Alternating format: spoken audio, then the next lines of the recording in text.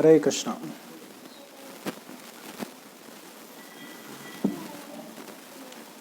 आपको हिंदी में चाहिए ट्रांसलेशन? चलेगा।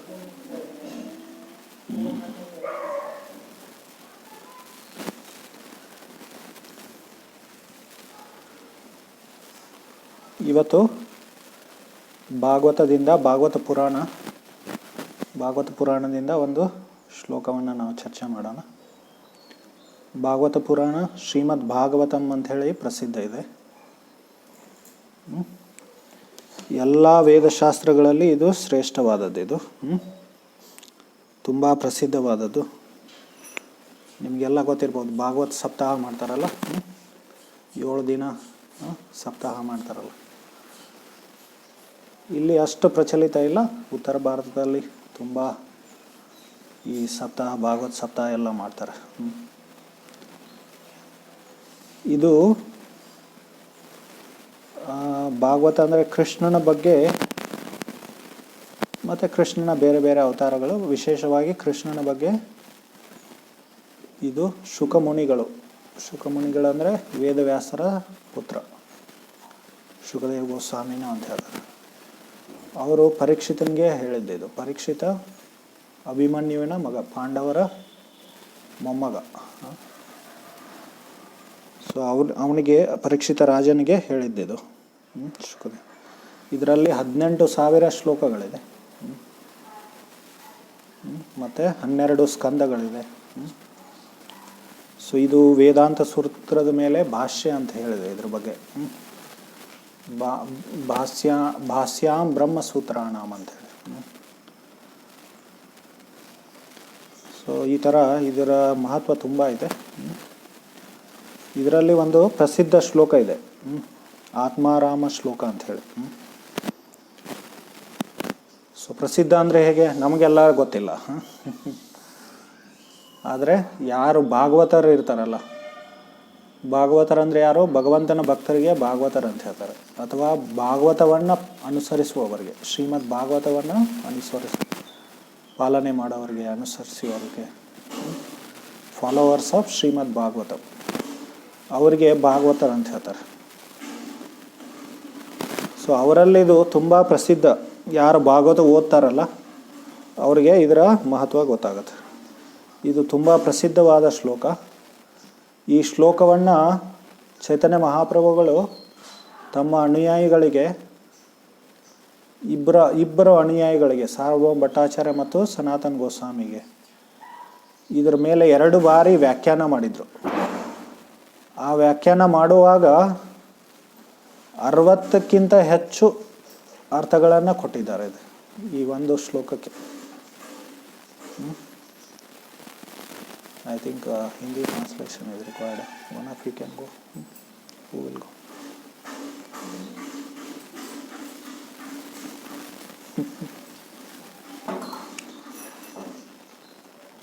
आप दोनों पीछे बैठ सकते फिर हिंदी में अनुवाद करें.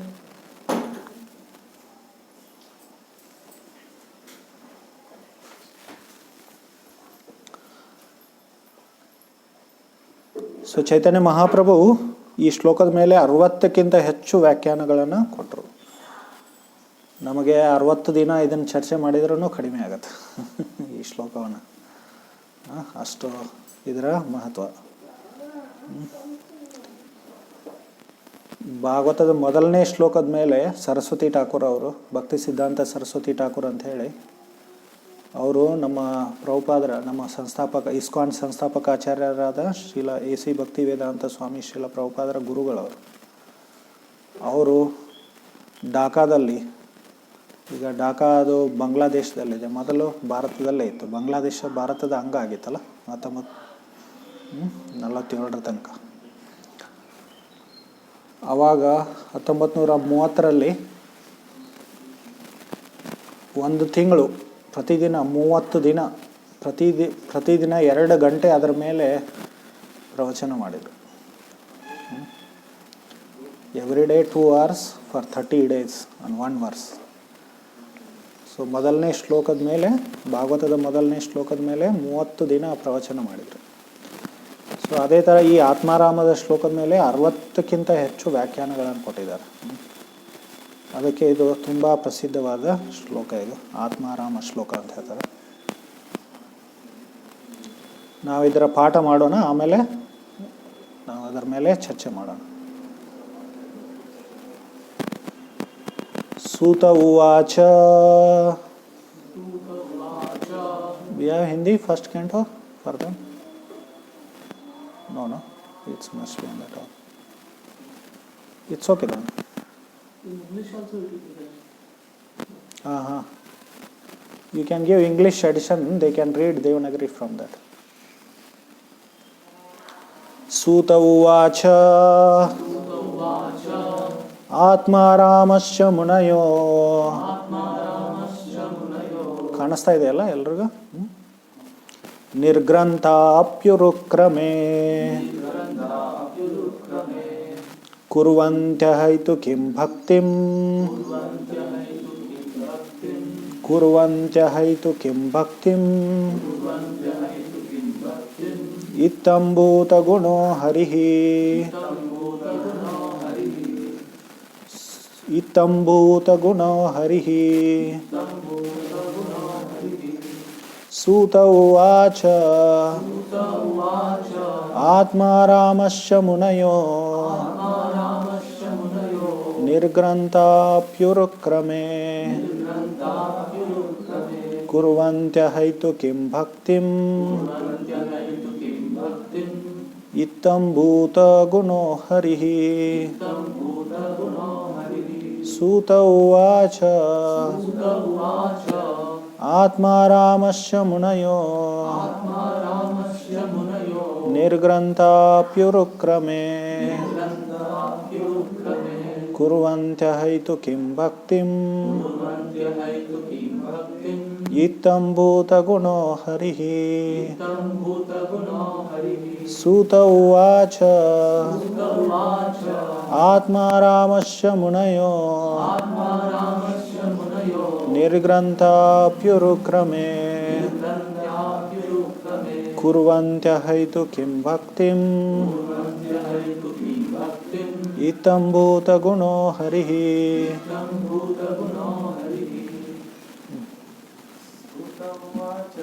ಸೂತ ಉವಾಚ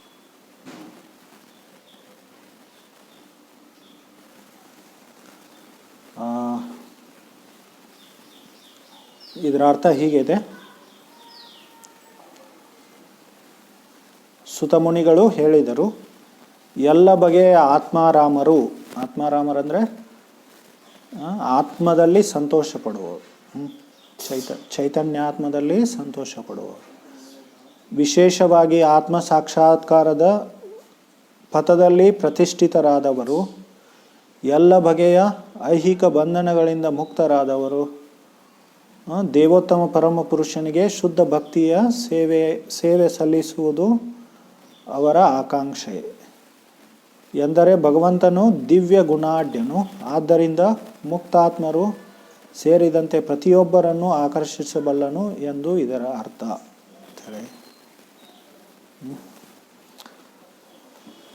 ಈಗ ಸೂತ ಉವಾಚ ಅಂತ ಬಂತಿಲ್ಲಿ. ಸೂತ ಉವಾಚ ಅಂದರೆ ಏನು? ನಾನೇನು ಹೇಳಿದೆ? ಶ್ರೀಮದ್ ಭಾಗವತ ಯಾರು ಹೇಳಿದ್ರು? ಶುಕಮುನಿಗಳು ಹೇಳಿದರು. ಶುಕ ಉವಾಚ ಅಂತ ಬರಬೇಕಾಗಿತ್ತಲ್ಲ. ಆದರೆ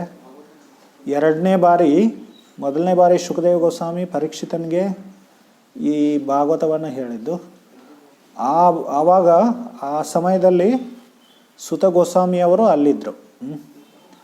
ಅವರು ಅದನ್ನು ಕೇಳಿ, ಶುಕಮುನಿಗಳಿಂದ ಕೇಳಿ, ಪರೀಕ್ಷಿತ ಕೇಳುವಾಗ ಅವರು ಕೇಳಿ ಅದನ್ನು ಮತ್ತೆ ಶೌನಕಾದಿ ಋಷಿಗಳು, ನೈಮಿಷಾರಣ್ಯದಲ್ಲಿ ಶೌನಕಾದಿ ಋಷಿಗಳಿಗೆ ಈ ಭಾಗವತವನ್ನು ಎರಡನೇ ಬಾರಿ ಹೇಳ್ತಾರೆ. ಅದಕ್ಕೋಸ್ಕರ ಇಲ್ಲಿ ಸೂತ ಉವಾಚ ಅಂತ ಹೇಳಿ, ಸುತ ಮುನಿಗಳು ಹೇಳಿದರು ಅಂತ ಹೇಳಿ ಬರುತ್ತೆ. ಈ ಶ್ಲೋಕ ಹೇಳೋದಕ್ಕಿಂತ ಮುಂಚೆ ಶೌನಕಾದಿ ಋಷಿಗಳು ನೈಮಿಷಾರಣ್ಯದಲ್ಲಿ ಸುತ ಮುನಿಗಳಿಗೆ ಒಂದು ಪ್ರಶ್ನೆ ಕೇಳ್ತಾರೆ. ಶುಕದೇವ ಗೋಸ್ವಾಮಿ ಆತ್ಮಾರಾಮ ಮುನಿ ಆಗಿದ್ರು, ಆತ್ಮದಲ್ಲೇ ಆನಂದವನ್ನು ಪಡೆಯುವವರಾಗಿದ್ದರು, ಇಂಥ ದೊಡ್ಡ ಗ್ರಂಥವನ್ನು ಯಾಕೆ ಅವರು ಅಧ್ಯಯನ ಮಾಡಿದರು ಅಂಥೇಳಿ ಅಂದರೆ ಯಾವುದು? ಭಾಗವತವನ್ನು 18,000 ಶ್ಲೋಕಗಳುಳ್ಳ ಭಾಗವತವನ್ನು ಅಧ್ಯಯನ ಹೇಗೆ ಮಾಡಿದರು, ಯಾಕೆ ಮಾಡಿದರು ಅಂಥೇಳಿ ಪ್ರಶ್ನೆ ಕೇಳ್ತಾರೆ. ಆ ಪ್ರಶ್ನೆ ಅರ್ಥ ಏನು? ಸಾಮಾನ್ಯವಾಗಿ ಯಾರು ಆತ್ಮ ಸಾಕ್ಷಾತ್ಕಾರದಲ್ಲಿ ತೊಡಗಿರ್ತಾರೆ ಅಥವಾ ಆತ್ಮಾರಾಮರಾಗಿರ್ತಾರೆ ಮತ್ತು ಬಂಧನದಿಂದ, ಭೌತಿಕ ಬಂಧನದಿಂದ ಮುಕ್ತರಾಗಿರ್ತಾರಲ್ಲ, ಅವರು ಈ ಭೌತಿಕ ಜಗತ್ತಿನ ಗ್ರಂಥಗಳನ್ನು ಅಧ್ಯಯನ ಮಾಡಲ್ಲ. ಅದಕ್ಕೋಸ್ಕರ ಶೌನಕಾದಿ ಋಷಿಗಳು ಆಶ್ಚರ್ಯದಿಂದ ಈ ಪ್ರಶ್ನೆಯನ್ನು ಕೇಳ್ತಾ ಇದ್ದಾರೆ. ಯಾಕೆ ಅವರು ಈ ಗ್ರಂಥವನ್ನು ಅಧ್ಯಯನ ಮಾಡಿದರು, ಇಷ್ಟು ದೊಡ್ಡ ಗ್ರಂಥವನ್ನು? ಸಾಮಾನ್ಯವಾಗಿ ಗ್ರಂಥಗಳಲ್ಲಿ ಏನು ವರ್ಣನೆ ಆಗುತ್ತೆ? ಈ ಭೌತಿಕ ಜಗತ್ತಿನ ನಾಮ ರೂಪ ಗುಣ ಕರ್ಮಗಳ ಕಾರ್ಯಗಳ ವರ್ಣನೆ ಆಗುತ್ತೆ. Name form and activities, name form qualities and activities of the world. So ಅದಕ್ಕೋಸ್ಕರ ಯಾರು ಆಧ್ಯಾತ್ಮಿಕ ಪಥದಲ್ಲಿ ಇರ್ತಾರಲ್ಲ, ಅವರು ಇಂಥ ಎಲ್ಲ ಗ್ರಂಥಗಳನ್ನು ಅಧ್ಯಯನ ಮಾಡಲ್ಲ.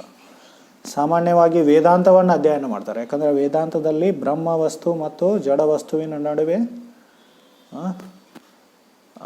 ಅಂತರ ಗೊತ್ತಾಗತ್ತೆ. ಭೇದವನ್ನು ಮಾಡೋಕ್ಕೆ ಬುದ್ಧಿ ಬರುತ್ತೆ.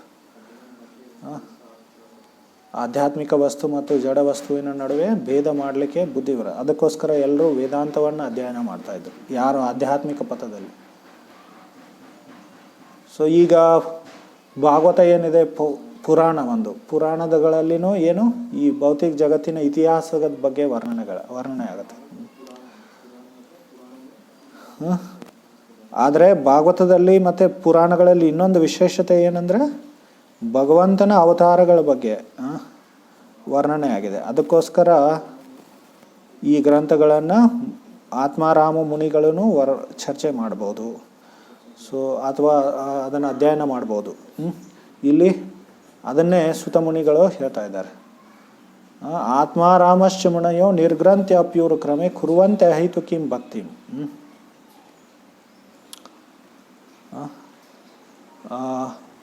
ಅಂದರೆ ಆತ್ಮಾರಾಮ ಮುನಿಗಳು ಮತ್ತು ಭವಬಂಧನದಿಂದ ಮುಕ್ತರಾದವರು ಮತ್ತು ಆಧ್ಯಾತ್ಮಿಕ ಪಥದಲ್ಲಿ ಪ್ರತಿಷ್ಠಿತರಾದವರು ಭಗವಂತನ ಅಹೈತುಕಿ ಭಕ್ತಿಯಲ್ಲಿ ತೊಡಗ್ತಾರಂತೆ. ಸೊ ಇವರೆಲ್ಲ ಮುಕ್ತರಾದ ಜೀವಿಗಳು, ಮುಕ್ತ ಪುರುಷರು ಭಗವಂತನ ಭಕ್ತಿಯಲ್ಲಿ ಯಾಕೆ ತೊಡಗಬೇಕು? ಆ ಪ್ರಶ್ನೆ ಬರುತ್ತಲ್ಲ. ಇತ್ತಂಭೂತ ಗುಣೋ ಹರಿಹಿ. ಯಾಕಂದರೆ ಹರಿಯ ಗುಣಗಳು ಏನು ಇಷ್ಟು ಅದ್ಭುತವಾಗಿವೆ, ವಿಶೇಷವಾಗಿವೆ, ಅಥವಾ ಅವು ಅಲೌಕಿಕವಾಗಿವೆ. ಭಗವಂತ ಅಲೌಕಿಕನಾದವನು, ಅಲೌಕಿಕ ಪುರುಷ ಅವನು. ಅದಕ್ಕೋಸ್ಕರ ಇಂಥ ಆತ್ಮಾರಾಮ ಮುನಿಗಳು ಏನು ಮಾಡ್ತಾರೆ? ಭಗವಂತನ ಅಹೈತುಕಿ ಭಕ್ತಿಯಲ್ಲಿ ತೊಡಗ್ತಾರೆ ಅಂಥೇಳಿ ಈ ಶ್ಲೋಕದಲ್ಲಿ ಸುತ ಮುನಿಗಳು ಹೇಳ್ತಾರೆ. ಇದರ ಅರ್ಥ ಏನಂದರೆ ಭಗವಂತನ ಗುಣಗಳು, ಭಗವಂತ ಅಲೌಕಿಕ, ಅವನು ಯಾವುದೇ ಭೌತಿಕ ಜಗತ್ತಿನ ಒಬ್ಬ ವ್ಯಕ್ತಿ ಅಲ್ಲ ಅಂಥೇಳಿ ಈ ಶ್ಲೋಕದಲ್ಲಿ ನಮಗೆ ಗೊತ್ತಾಗುತ್ತೆ. ಆ ತರ್ಕ ಹೇಳ್ತಾ ಇದ್ದಾರೆ. ಈಗ ಆತ್ಮ ಸಾಕ್ಷಾತ್ಕಾರಿ ವ್ಯಕ್ತಿಗಳು ಯಾವುದೇ ಈ ಜಗತ್ತಿನ ನಾಮ ರೂಪ ಗುಣ ಕಾರ್ಯಗಳಲ್ಲಿ ತೊಡಗಬಾರ್ದು. ಅದ್ರ ಬಗ್ಗೆ ಕೇಳೋದು, ಅದ್ರ ಬಗ್ಗೆ ಮಾತನಾಡೋದು, ಅದರಲ್ಲಿ ತೊಡಗಬಾರ್ದು. ಆದರೆ ಶುಕಮುನಿಗಳು ಯಾಕೆ ಇದರಲ್ಲಿ ತೊಡಗಿದರು? ಅದರ ಅರ್ಥ ಏನಂದರೆ ಭಗವಂತನ ಗುಣಗಳು ಏನು ಅಲೌಕಿಕವಾದದ್ದು, ಅವನ ಗುಣರೂಪ ಲೀಲೆಗಳು ಏನು ಕಾರ್ಯ ಮತ್ತು ಗುಣರೂಪ ಲೀಲೆಗಳು ಎಲ್ಲ ನಾಮ ಗುಣರೂಪ ಲೀಲೆಗಳು ಏನು ಅಲೌಕಿಕವಾದದ್ದು. ಅದಕ್ಕೋಸ್ಕರ ಆತ್ಮ ಸಾಕ್ಷಾತ್ಕಾರಿ ಅಥವಾ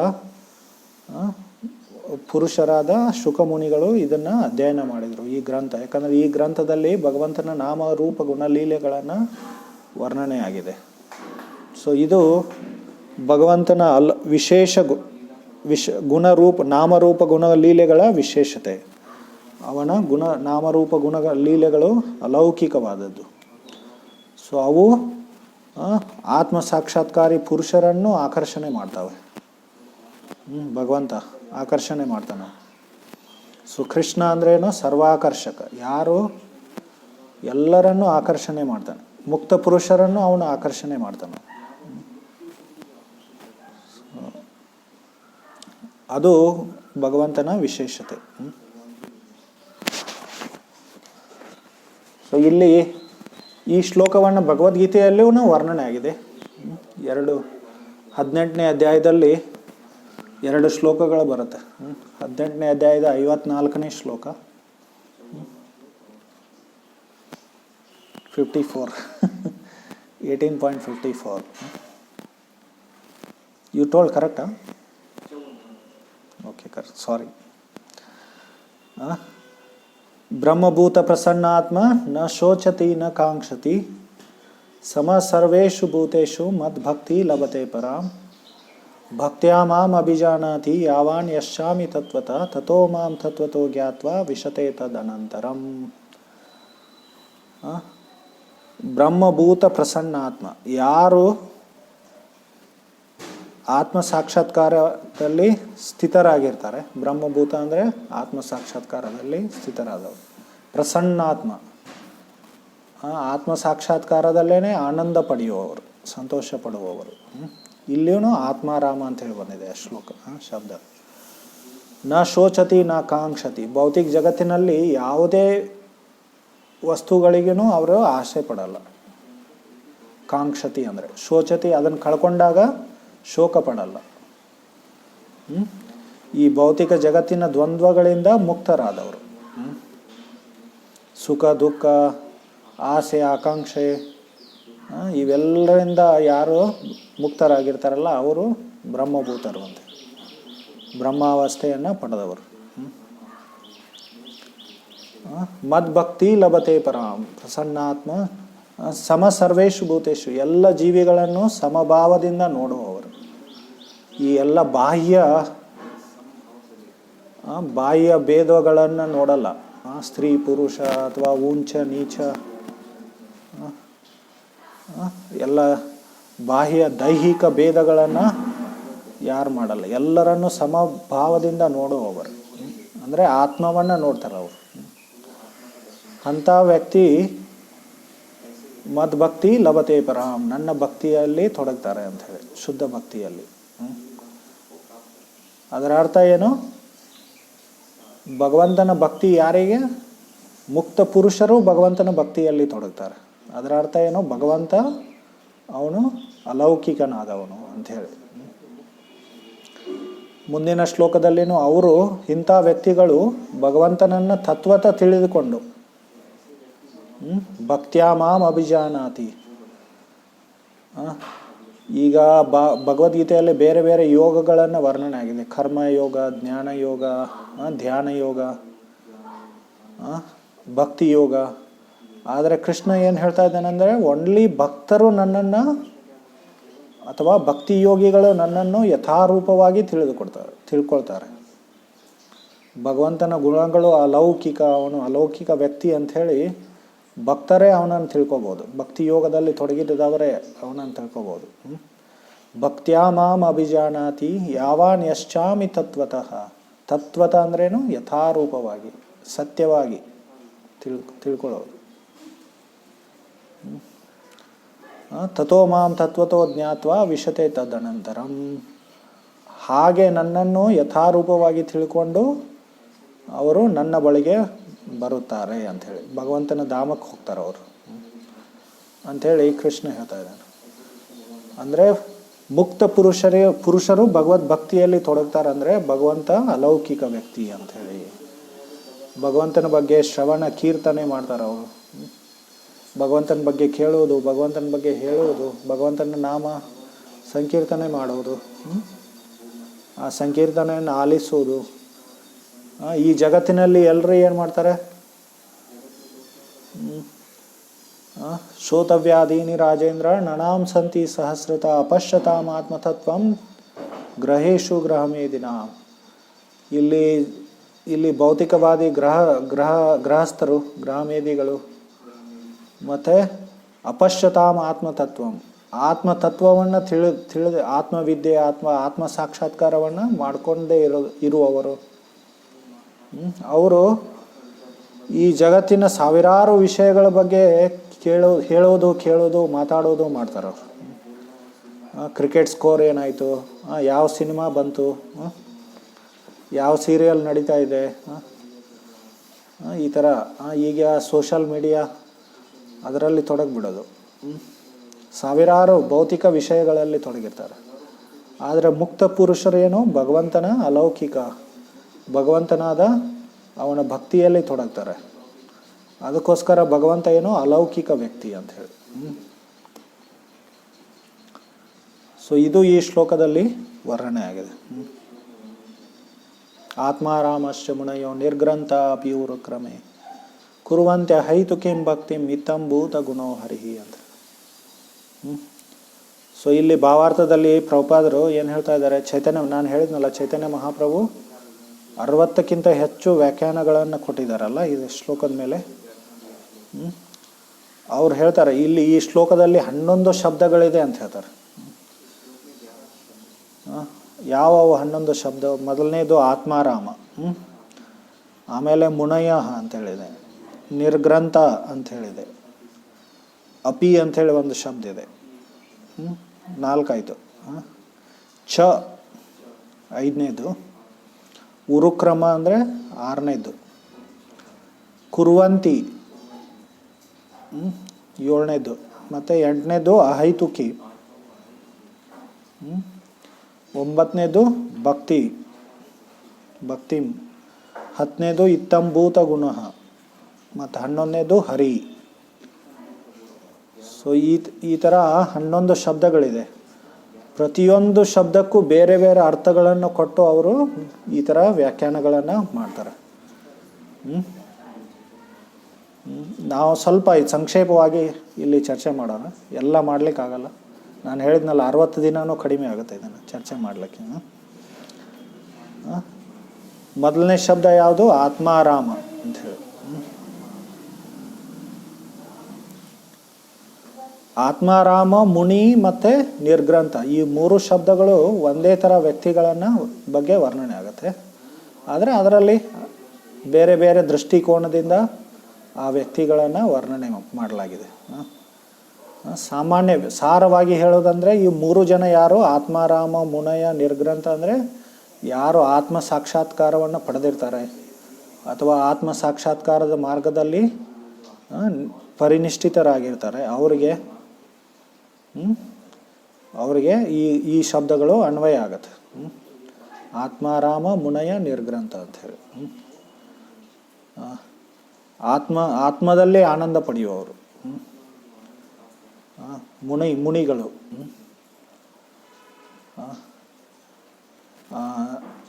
ಮುನಿಗಳಂದರೆ ವಿಶೇಷವಾಗಿ ಜ್ಞಾನವನ್ನು ಪಡೆದಿದ್ದಾರೆ ಅವರು. ಜ್ಞಾನ ಅಂದರೆ ಆತ್ಮಜ್ಞಾನ, ಆತ್ಮ ಸಾಕ್ಷಾತ್ಕಾರದ ಜ್ಞಾನ. ಸೊ ಈ ಥರ ಅರ್ಥ. ಇದಕ್ಕೆ ನಾನು 2 ಉದಾಹರಣೆ ತಗೋತೀನಿ. ಶುಕ ಮುನಿಗಳ ಬಗ್ಗೆ ಹೇಳ್ತಾ ಇದ್ದೆ ನಾನು. ಅವರು ಭಾಗವತದ ವಕ್ತಾರರವರು, ಭಾಗವತವನ್ನು ಹೇಳಿದವರು. ಸೊ ಮೊದಲನೇ ಸ್ಕಂದದಲ್ಲೇ ಭಾಗವತದಲ್ಲಿ ಅವ್ರ ಬಗ್ಗೆ ವರ್ಣನೆ ಆಗುತ್ತೆ. ಅವರು ತಾಯಿಯ ಗರ್ಭದಲ್ಲಿ 16 ವರ್ಷ ಇದ್ರು ಅವರು. ಅದೇ ಹೇಗೆ ಸಾಧ್ಯ ಅಂಥೇಳಿ ಅಂತೀವಲ್ಲ ನಾವು, 16 ವರ್ಷ ಇರೋದು. ಸಾಮಾನ್ಯವಾಗಿ ಜನರು ಏನು ತಮ್ಮ ಅನುಭವದ ಹೊರಗೆ ಇರುವ ಸಂಗತಿಗಳನ್ನು ಒಪ್ಕೊಳ್ಳೋಕ್ಕೆ ಕಷ್ಟ ಆಗುತ್ತೆ. ಆದರೆ ನಮ್ಮ ಅನುಭವ ಮಾಡುವ ಶಕ್ತಿ ಏನು ಪರಿಪೂರ್ಣ ಅಲ್ಲ ಅಂಥೇಳಿ ನಮ್ಗೆ ಗೊತ್ತಿರಬೇಕು. ಎಷ್ಟೋ ಸಂಗತಿಗಳು ನಮ್ಮ ಅನುಭವದ ಹೊರಗೇನೂ ನಡೀತಾ ಇದೆ, ಹೌದಲ್ಲ? ಈಗ ಚಿಕ್ಕಮಗಳೂರು ಬೇರೆ ಕಡೆ, ಈಗ ನಾವು ಇಲ್ಲಿ ಹೌಸಿಂಗ್ ಬೋರ್ಡ್ನಲ್ಲಿದ್ದೀವಿ. ಈಗ ಕಲ್ಯಾಣ ನಗರದಲ್ಲಿ ಏನು ನಡೀತಾ ಇದೆ ಅಂಥೇಳಿ ನಮ್ಗೆ ಗೊತ್ತಾಗಲ್ಲಲ್ಲ, ಹೌದಲ್ಲ? ಯಾಕಂದರೆ ನಮ್ಮ ಅನುಭವ ಮಾಡುವ ಶಕ್ತಿ ತುಂಬ ಸೀಮಿತವಾಗಿದೆ. ಸೊ ನಾವು ವೇದಶಾಸ್ತ್ರಗಳಿಂದ ಜ್ಞಾನವನ್ನು ಪಡಿಬೇಕು, ಇದೆಲ್ಲ ಸಾಧ್ಯ. ಸೊ ಯಾಕೆ 16 ವರ್ಷ ಅವರು ಗರ್ಭದಲ್ಲಿದ್ದರು? ಯಾಕಂದರೆ ಹೊರಗಡೆ ಬಂದರೆ ಈ ಮೋಹ ಮಾಯ ನನ್ನ ಹಿಡ್ಕೊಂಡು ಬಿಡುತ್ತೆ ಅಂಥೇಳಿ ನನ್ನನ್ನು ಭ್ರಾಂತಿಗೊಳಿಸುತ್ತೆ ಅಂಥೇಳಿ ಅವ್ರು ಏನು ಮಾಡಿದರು? ಅವರು ತಾಯಿ ಗರ್ಭದಿಂದ ಹೊರಗೆ ಬರುವ ಇಚ್ಛೆನೇ ಇರಲಿಲ್ಲ ಅವ್ರಿಗೆ. ಆಮೇಲೆ ಸ್ವಯಂ ಭಗವಂತ ಕೃಷ್ಣ ಬಂದು ಶುಕಮುನಿಗೆ ಹೊರಗಡೆ ಬರಲಿಕ್ಕೆ ಆಜ್ಞೆ ಮಾಡ್ತಾರೆ. ಅದಕ್ಕೋಸ್ಕರ ಅವರು ಆಶ್ವಾಸನೆ ಕೊಡ್ತಾರೆ. ಕೃಷ್ಣ ಏನು ಆಶ್ವಾಸನೆ ಕೊಡ್ತಾರೆ? ನೀನು ಹೊರಗಡೆ ಬಂದರೆ ನೀನು ಮಾಯೆ ಪ್ರಭಾವ ಆಗಲ್ಲ ನಿನಗೆ, ನೀನು ಚಿಂತೆ ಮಾಡಬೇಡ ಅಂಥೇಳಿ ಆಶ್ವಾಸನೆ ಕೊಟ್ಟಾಗ ಶುಕಮುನಿಗಳು ಹೊರಗಡೆ ಬರ್ತಾರೆ. ಹೊರಗಡೆ ಬಂದ ನಂತರ ಅವರೇನು ಮನೆ ಬಿಟ್ಟು ಹೊರಟು ಬಿಡ್ತಾರೆ. ಅವರು ಮನೆ ಬಿಟ್ಟು ಹೊರಟು ಹೋಗಿಬಿಡ್ತಾರೆ. ಅಂದರೆ ವೈರಾಗಿಯಾಗಿ ಸೊ ಸಂಚಾರ ಮಾಡ್ತಾ ಅವರು ಬೆನ್ನು ಬೀಳ್ತಾರೆ. ಯಾರು? ಅವ್ರ ತಂದೆ ವ್ಯಾಸ ಮುನಿಗಳು, ವ್ಯಾಸ ಮಹರ್ಷಿಗಳು. ಹೇ ಪುತ್ರ ನಿಲ್ಲು ಅಂತ ಹೇಳಿ. ಯಾಕಂದರೆ ವ್ಯಾಸ ಮಹರ್ಷಿಗಳು ಏನು ಮಾಡ್ತಾಯಿದ್ರು? ಅವನ ಮಗಗೆ ಬೇರೆ ಬೇರೆ ಸಂಸ್ಕಾರಗಳಾಗಬೇಕು. ಎಷ್ಟೋ ಸಂಸ್ಕಾರಗಳಿರುತ್ತಲ್ಲ, ನಾಮಕರಣ ಸಂಸ್ಕಾರ, ಅನ್ನಪ್ರಾಶನ ಸಂಸ್ಕಾರ, ಆಮೇಲೆ ಉಪನಯನ ಸಂಸ್ಕಾರ, ಇದನ್ನೆಲ್ಲ ಮಾಡ್ಬೇಕಂತ ಹೇಳಿ ಸಂಸ್ಕಾರ ಇರಲಿಲ್ಲ ಅಂದ್ರೇನು ಮನುಷ್ಯ ಪಶು ಥರ ಆಗ್ತಾನೆ. ಸೊ ಈ ಥರ ಸಂಸ್ಕಾರಗಳನ್ನು ಮಾಡ್ಬೇಕಂತ ಹೇಳಿ ಅವರು ಅವನ ಬೆನ್ನು ಬೀಳ್ತಾರೆ. ಮತ್ತು ಅವರಿಗೆ ಪುತ್ರ ಆಸಕ್ತಿನೂ ಇರುತ್ತೆ ಸ್ವಲ್ಪ. ಆದರೆ ಶುಕಮುನಿಗಳು ಏನು ಎಲ್ಲ ಬಿಟ್ಟು ಹೋಗಿಬಿಡ್ತಾರೆ. ಸೊ ಜನ್ಮದಿಂದನೇ ಏನವರು ವೈರಾಗಿ ಅಥವಾ ಜ್ಞಾನಿ ಆತ್ಮಾರಾಮ ಆಗಿರ್ತಾರೆ ಅವರು. ಆದರೆ ಆಮೇಲೆ ಏನು ಮಾಡ್ತಾರೆ? ಇದು ವ್ಯಾಸ ಮಹರ್ಷಿಗಳು ಈ ಭಾಗವತದಿಂದ ಒಂದಿಷ್ಟು ಶ್ಲೋಕಗಳನ್ನು ಹೇಳ್ತಾರೆ. ಆ ಶ್ಲೋಕಗಳೇನು ಭಗವಂತನ ದಿವ್ಯ ಗುಣಗಳನ್ನು, ಅಲೌಕಿಕ ಗುಣಗಳನ್ನು ವರ್ಣನೆ ಮಾಡುವಂಥ ಶ್ಲೋಕಗಳನ್ನು ಹೇಳೋದ್ರಿಂದ ಶುಕಮುನಿಗಳು ಅದರಿಂದ ಆಕರ್ಷಿತರಾಗಿ ಮತ್ತೆ ಮರಳಿ ಬಂದು ಅವರ ತಂದೆಯಿಂದ ಈ ಭಾಗವತವನ್ನು ಕಲ್ಕೋತಾರೆ. ಸೊ ಅಲೌಕಿಕ ಗುಣಗಳನ್ನು ವರ್ಣನೆ ಮಾಡುವ ಶ್ಲೋಕಗಳು ಭಾಗವತದಲ್ಲಿ ತುಂಬ ಇದೆ. ಭಾಗವತ ಬರೀ ಭಗವಂತನ ನಾಮ ರೂಪ ಗುಣ ಲೀಲೆಗಳನ್ನು ವರ್ಣನೆ ಮಾಡುತ್ತೆ. ಒಂದು ಶ್ಲೋಕ ನಾನು ಹೋದ ಭಾನುವಾರನೂ ನಾನು ಹೇಳ್ತಾ ಇದ್ದೆ ಭಗವಂತನ ರೂಪದ ಬಗ್ಗೆ. ಬರಹ ಪೀಡಂ ನಟವರ ವಪು ಕರ್ಣಯೋ ಕರ್ಣಿಕಾರಂ ಬಿಭ್ರದ್ವಾಸ ಕನಕ ಕಪಿಶಾಂ ವೈಜಯಂತೀಂ ಚ ಮಾಲಾಂ ರಂಧ್ರಾನ್ ವೇನುರದರ ಸುದಯ ಪೂರಯನ್ ಗೋಪವೃಂದೇರ್ ವೃಂದಾರಣ್ಯಂ ಪ್ರಾವಿಶಾದ್ ಗೀತ ಕೀರ್ತಿ ಅಂತ. ಭಗವಂತ ಕೃಷ್ಣ ಏನು ನವಿಲು ಪುಚ್ಛವನ್ನು ತನ್ನ ತಲೆಯ ಮೇಲೆ ಧರಿಸಿರ್ತಾನೆ. ಬರ್ರಾ ಪೀಡಂ ನಟವರ ವಪು. ಮತ್ತು ಅವನ ವಪು ಅಂದರೆ ಅವನ ದೇಹ ಹೇಗಿದೆ? ಒಬ್ಬ ತುಂಬ ನಾಟ್ಯ ಮಾಡುವಂಥ ನಟ. ವರ ಅಂದ್ರೇನು? ಎಲ್ಲ ನೃತ್ಯವನ್ನು ಮಾಡುವವರಲ್ಲಿ ಶ್ರೇಷ್ಠನಾದವನು. ಸೊ ಆ ಥರ ತ್ರಿಭಂಗ ರೂಪ ಅಂತ ಹೇಳ್ತೀವಲ್ಲ ನಾವು, ನಟವರ ರೂಪ ಅಥವಾ ತ್ರಿಭಂಗ ರೂಪ, ನಟವರ ವಪು ಅಂಥೇಳಿ ಅವನ ರೂಪ ಹಾಗಿರುತ್ತೆ.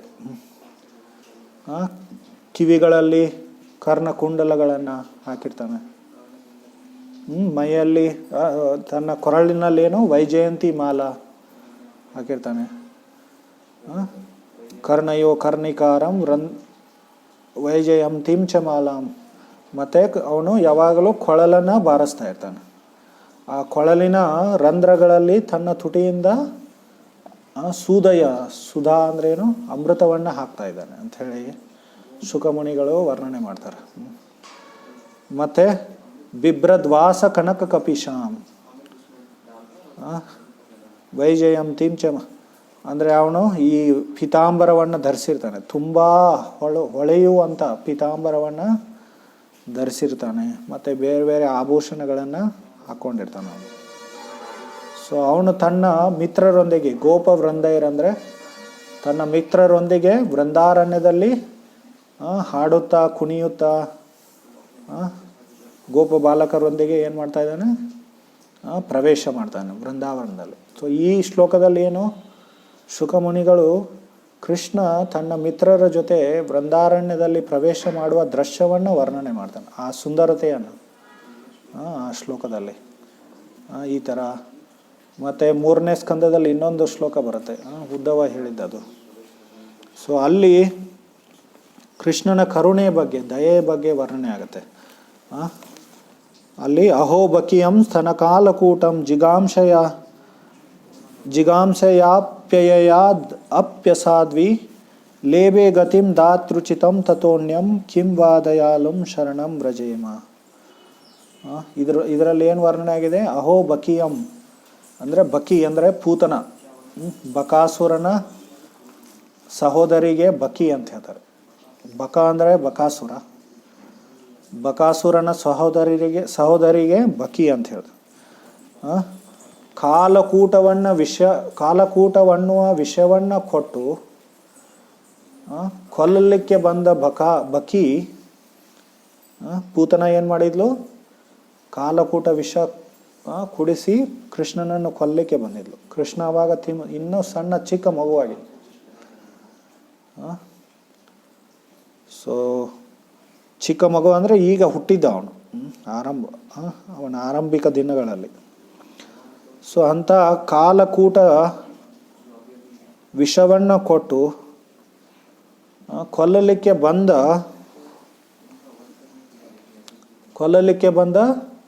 ಆ ಪೂತನಿ